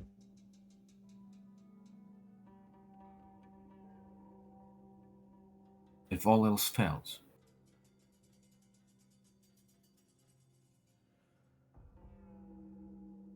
then certainly. If all else fails, then I have your word. You have my word.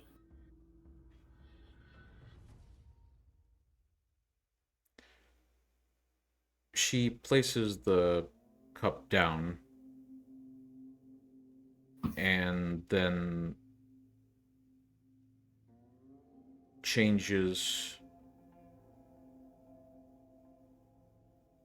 basically gets up and takes a seat on the couch next to you, sort of taking a breath in as if she's about to say something. And then you catch this slight shift, as if she realized something. She caught something.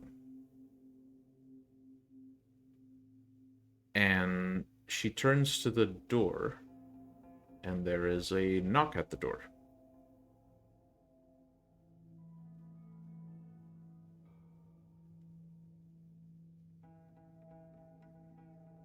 It's Expecting visitors? Do you want me to go? it's not just one person. I can hear two. And I think I know who those are. She stands up, walks towards essentially this small table with some knickknacks and a mirror in front of it. Basically a small decoration at the entrance as another knock rings out. And a muffled voice sounds through the door saying, "It's me, Caroline. Did I get the right address?"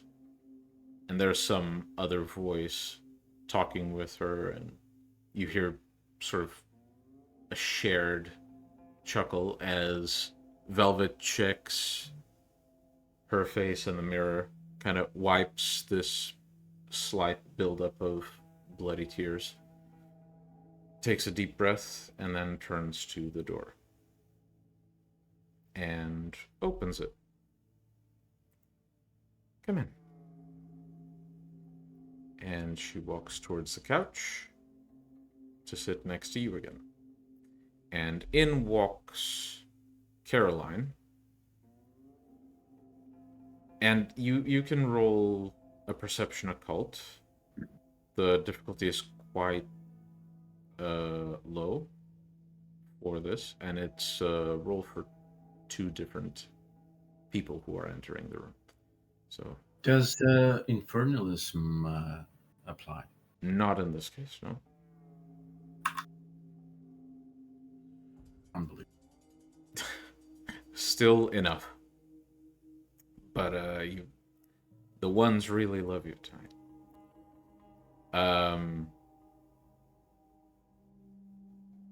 As Caroline makes it into the room, wearing the same type of outfit you've seen her wear in the past, you notice a few things. First, you notice that she has a new necklace with a cross on it. And as she enters, sort of joking with this young guy, maybe in his early 20s, with a little patch of beard and big glasses. You definitely realize that through appearance alone, either they're both on some sort of path, like most of your packmates, or they are struggling to keep their humanity going. And this is an individual assessment for each of them. So it might be that one of them is on the path, might be that both of them are on a path, might be that neither of them are on a path, in which case this is a very alarming situation. But as they enter, the guy kind of catches himself, takes a step back and closes the door behind him, almost as if the courtesy only occurred to him because he saw more people in the room. And they both move towards the seating area, and they take seats basically opposite to each other, one on each side of you and Vivi. And Caroline sets one very heavy boot-clad foot on the table and says, "So, is this an intervention, or..." Oh. I stand up from the couch and go extend a hand to the young man.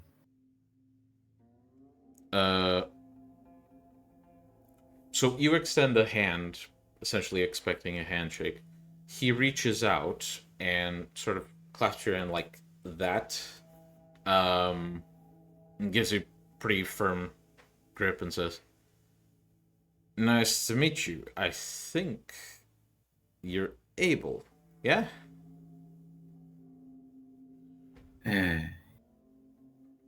Indeed. And you are? Oh, I'm one of Caroline's new packmates.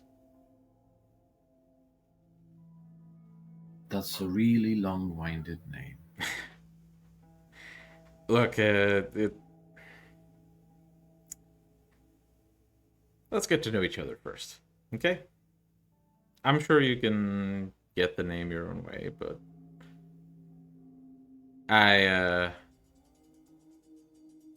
let's get to know each other first.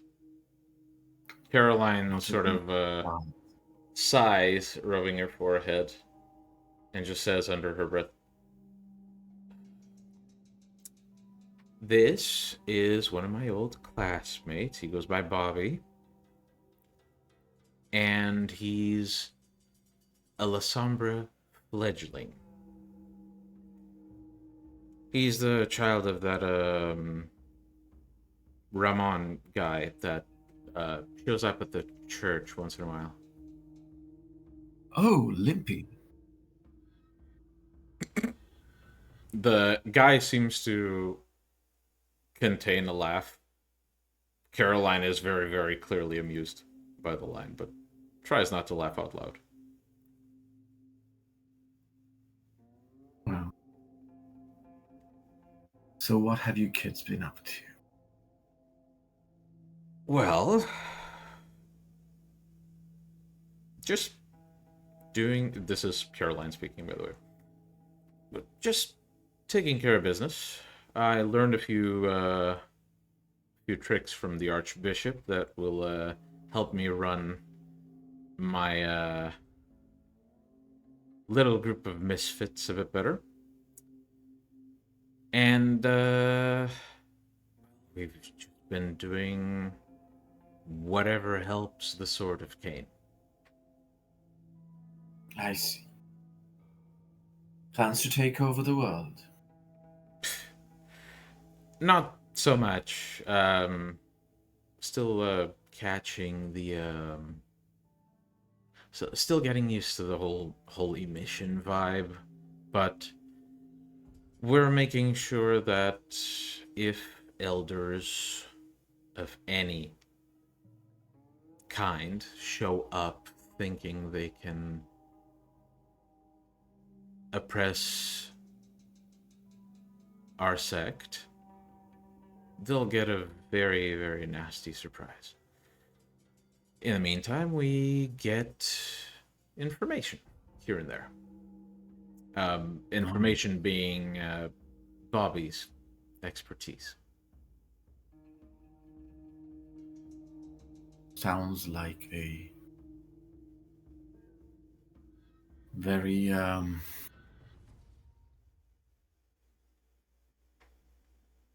important task indeed. Well, So what kind of whispers have you heard recently? Bobby looks to Caroline, and Caroline, after a moment of staring at him quite intently, gives a nod. And as soon as she gives the nod, he seems to, even though you didn't notice before that this was the case, he seems to loosen up as if he was tense before. And then he turns to you and says, "Well, mostly we've been doing scouting and getting some information on anarch movements between Hollywood and Santa Monica. Once in a while, I just check what's going on the edges of downtown, but that place has been a bit of a mess for a few weeks." I see. Anything specific you're looking for? No. Not really. Just curious about the latest scoop. Man. You never know when it's gonna get too hot for us. And I look intently into Caroline's eyes.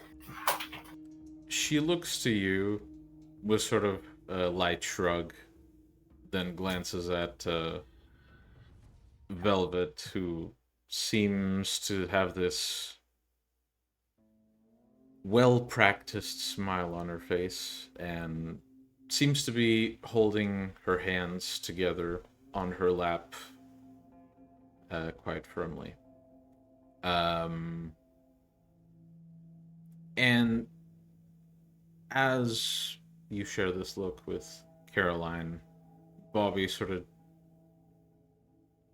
chuckles loudly and says, "Boy, for someone who I've been told tracks down and hunts demon worshippers of all things, you seem very, very uninterested in information. I would expect you to have at least a few questions."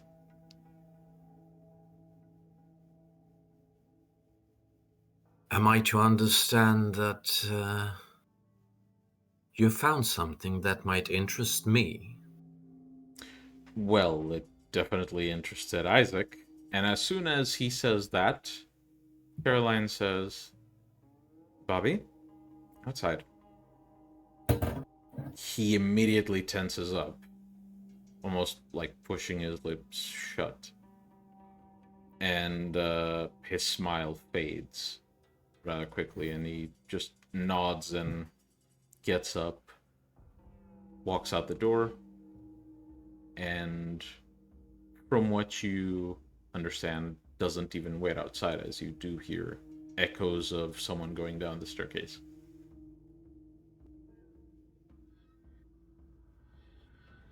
Well, that was abrupt. Yeah. Meeting the parents, so to say. That was even rude, I would say. Well, Bobby's never been good with manners. I'm still trying to get him to adopt a few, given that the sect is quite serious about rules. He's broken a few, and I had to break a few fingers until he understood what needs to happen.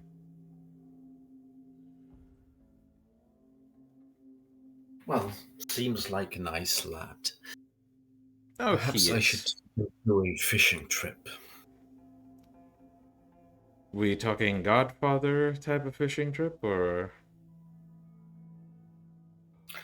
Oh, just in a father type of fishing trip. Well, I'd be quite happy to go along either way. He gets on my nerves sometimes and calls back to before way too often. Either way, what he was talking about is something I'm already looking into. So you don't need to worry. Just like Isaac doesn't need to worry. Well, I think I should.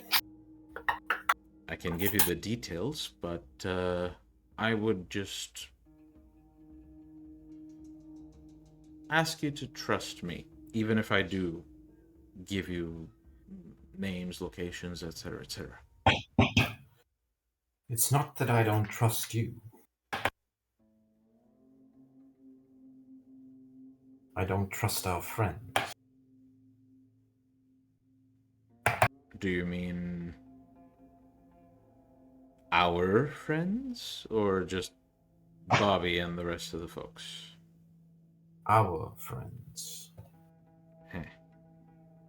Is this what this social call is all about?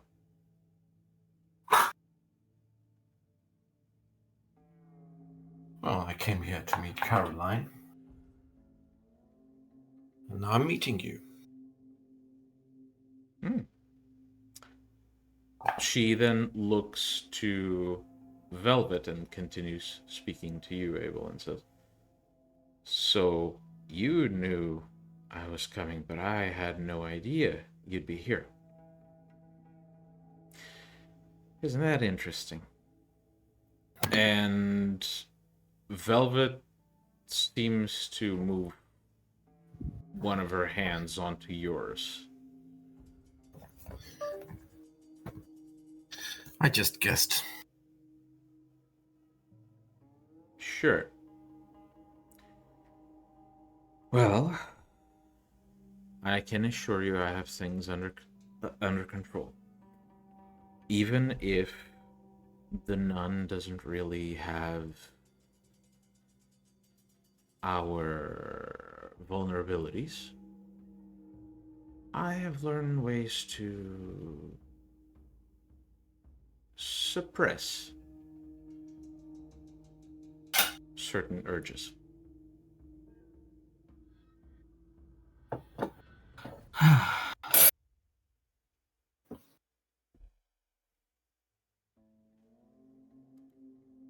Fighting fire with fire rarely works. Well, maybe I'm not using fire so much as something they hate a bit more than just fire. And she taps on her necklace.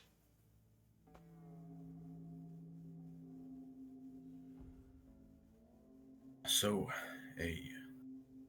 an enemy of an enemy is a friend.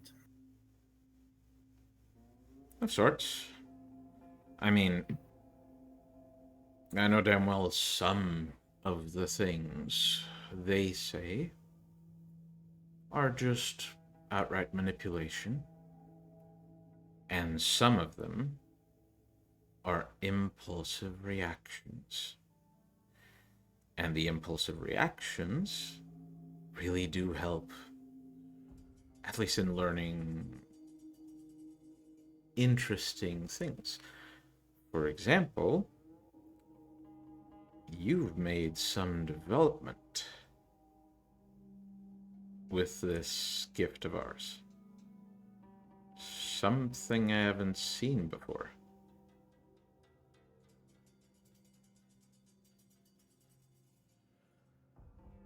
I've been looking into things, yes.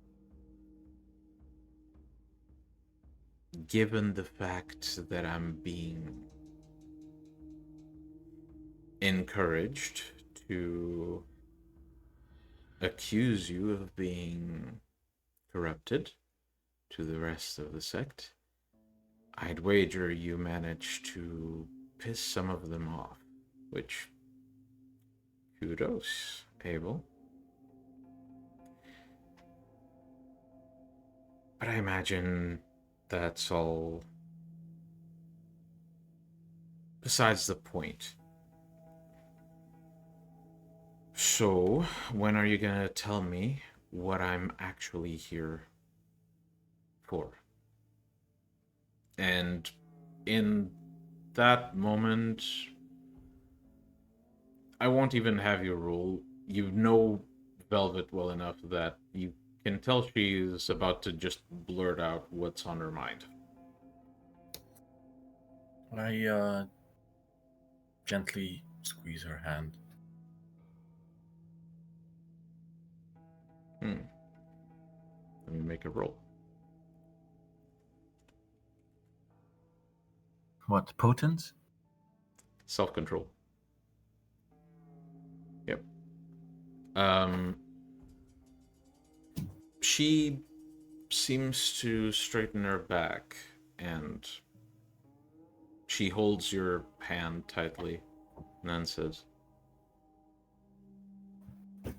well, I think it would be nice for the two of you to speak more often. Maybe we can all work together and try and catch up. And she looks to you. Yes, sort of like a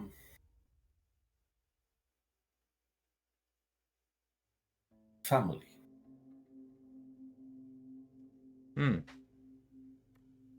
One sec, I need to roll something.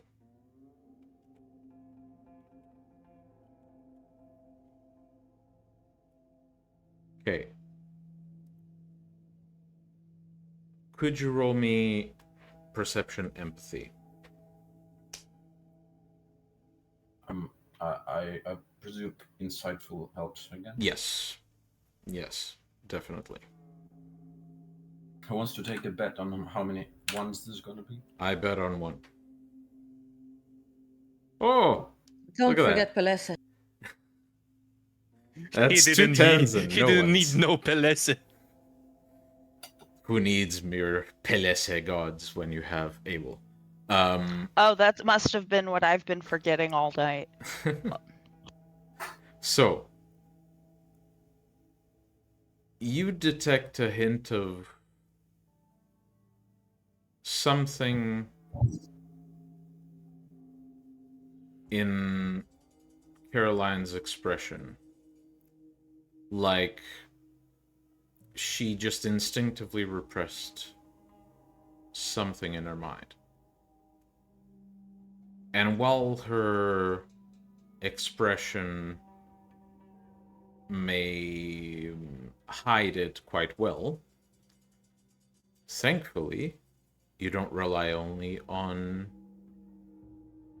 what she puts out towards the world.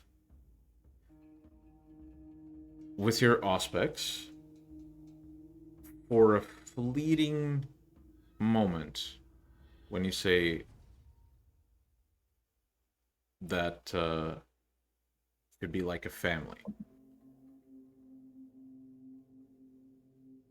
there is a shift from slight annoyance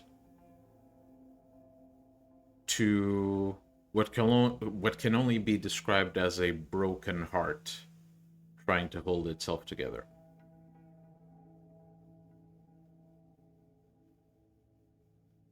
And it slowly begins to fade, but it doesn't go away. No,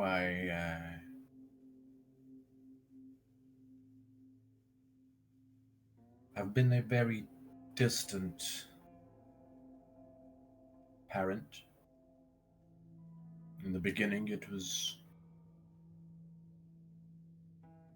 reasonable. As far as sires go, you're fine. I've heard horror stories.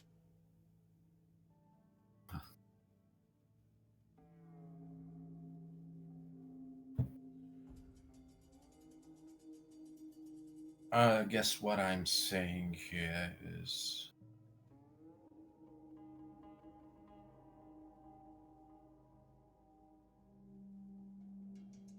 we should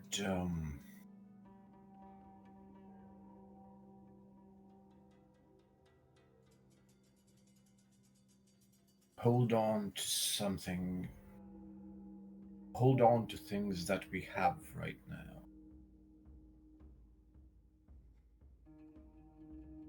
Before it's too late.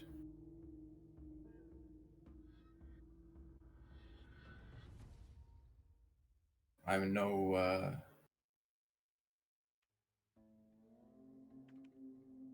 that you're desperate to go your own way.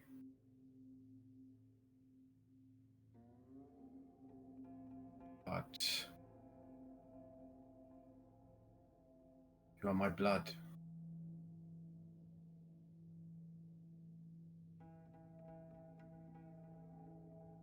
And I do care for you, Caroline. There is a very noticeable rise in that emotion. It's mixed, conflicted, but it is there. And while she's continuing to hide it, there are some hints that bleed through just a little bit right before she suppresses them again. And it is very, very clear that whatever she was taught to believe or at least suppress these emotions, she has been very, very well trained to sort of bottle this stuff up. And I want you to know that in Velvet and me, You have two people that will be there for you for an eternity.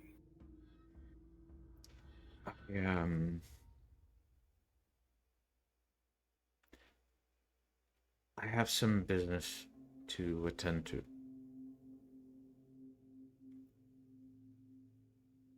Yes, May I yes. go? It's a lot to take in. I know. Go out, see the world, my child. But do come back. Yeah. You are always safe when we are around. As you finish, she doesn't say anything to interrupt it, but she gets up in the middle of your sentence, almost breaking the pace of it. And as she goes towards the door, she says, "Yeah, thanks for the invite. We'll talk later, Dad." And as she says that, she stops for a moment with the door open, and then just exits and slams the door shut. Well, that went well, wouldn't you say? I turn to Velvet. Velvet's mask almost drops as immediately she starts tearing up and holding back sobs as she says,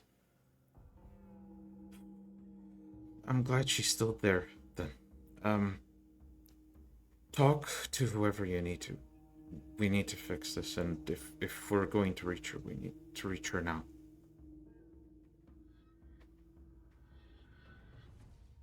Yes. There is still time.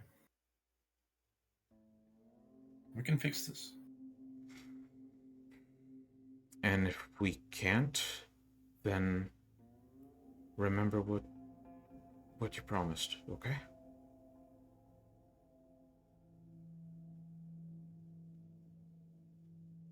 Yes. Although I'm starting to think that it's probably Caroline who needs to see the world the most. If she goes, she can't go alone. And I'd be the first one they'd ask questions. Yeah, so.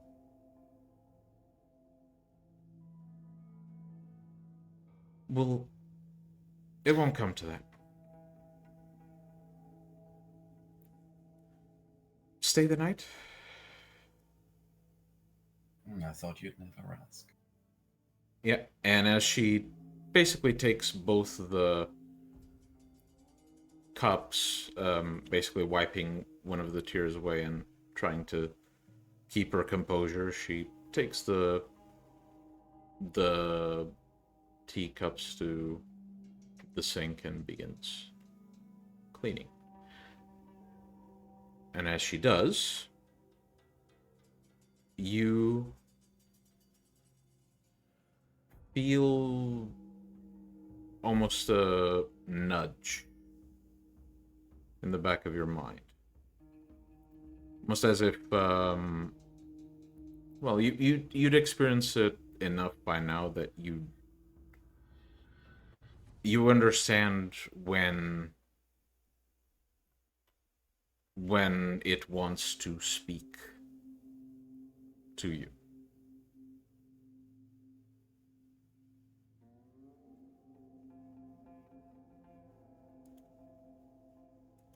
Do you allow it? Yes. The whisper rings out in your mind. You almost look at Velvet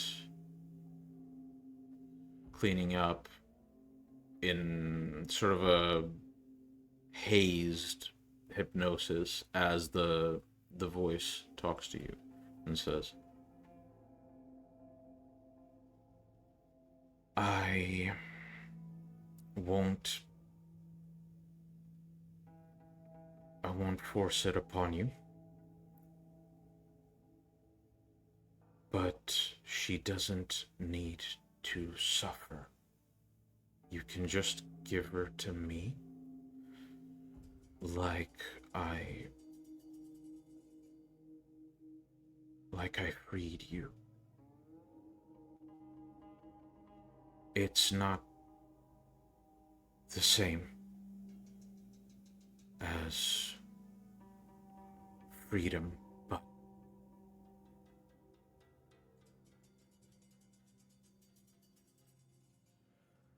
it saves you.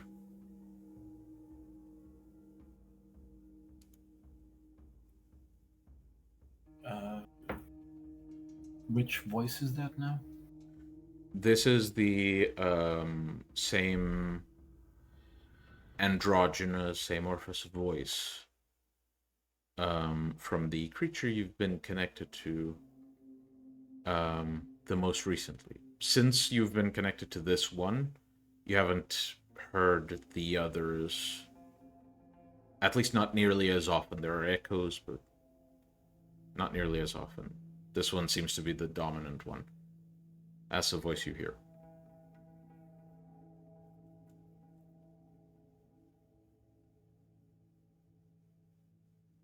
And do I understand that the voice is talking about Caroline? Mm-hmm.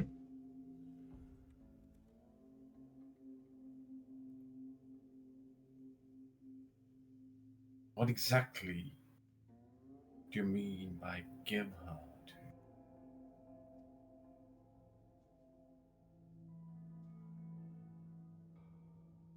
Understand, Abel. Others would have you chained. I allow you your wings. I counsel, but I do not force my will upon you. I grant you what others have without requiring your loyalty. I can give her the same, but a bind of this magnitude, it persists. If you cannot free her by other means, you can give her to me. Neither of you will be able to break that link, but other links will not be formed. Corruption will not spread.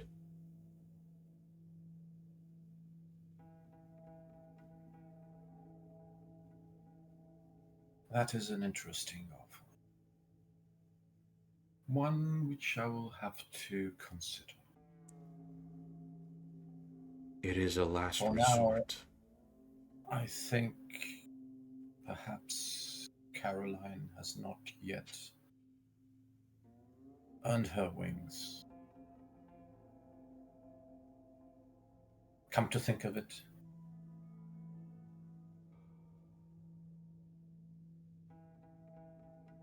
have I?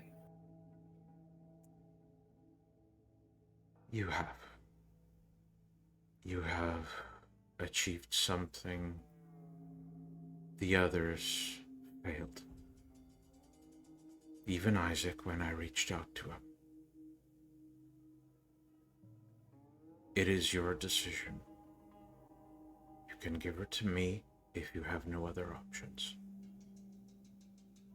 If you can free her, do so. If you can't, I will be here. And the voice slowly begins to fade, though you can still reach it if you wish. I will allow a whisper. You are dangerous. Sorry, could you repeat that? You are dangerous.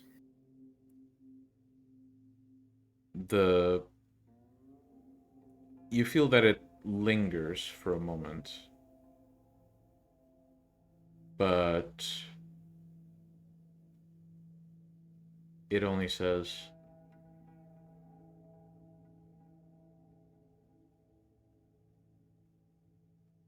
but I am not greedy. And it fades.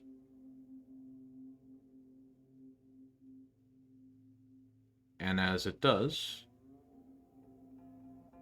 you sort of realize that Velvet is looking to you and saying, Abel, hello. Oh yes, dear. I was saying I don't really have everything set up here yet, but at least the bedroom's ready. Sunproof, at least. That sounds lovely. Yep. And as sunrise approaches, and you rest in the coming dawn, we will end tonight's session. And before we leave, just a quick announcement to our viewers. Next week, there may be a pause in episodes. We will attempt to have some things pre-recorded. No guarantees. Odds are there won't be an episode next week, but the week after we will return with the same scheduled time. I hope you have enjoyed, and we'll see you next week in the next episode of Beyond Armageddon. Good night. May the devil be with you. May he be indeed.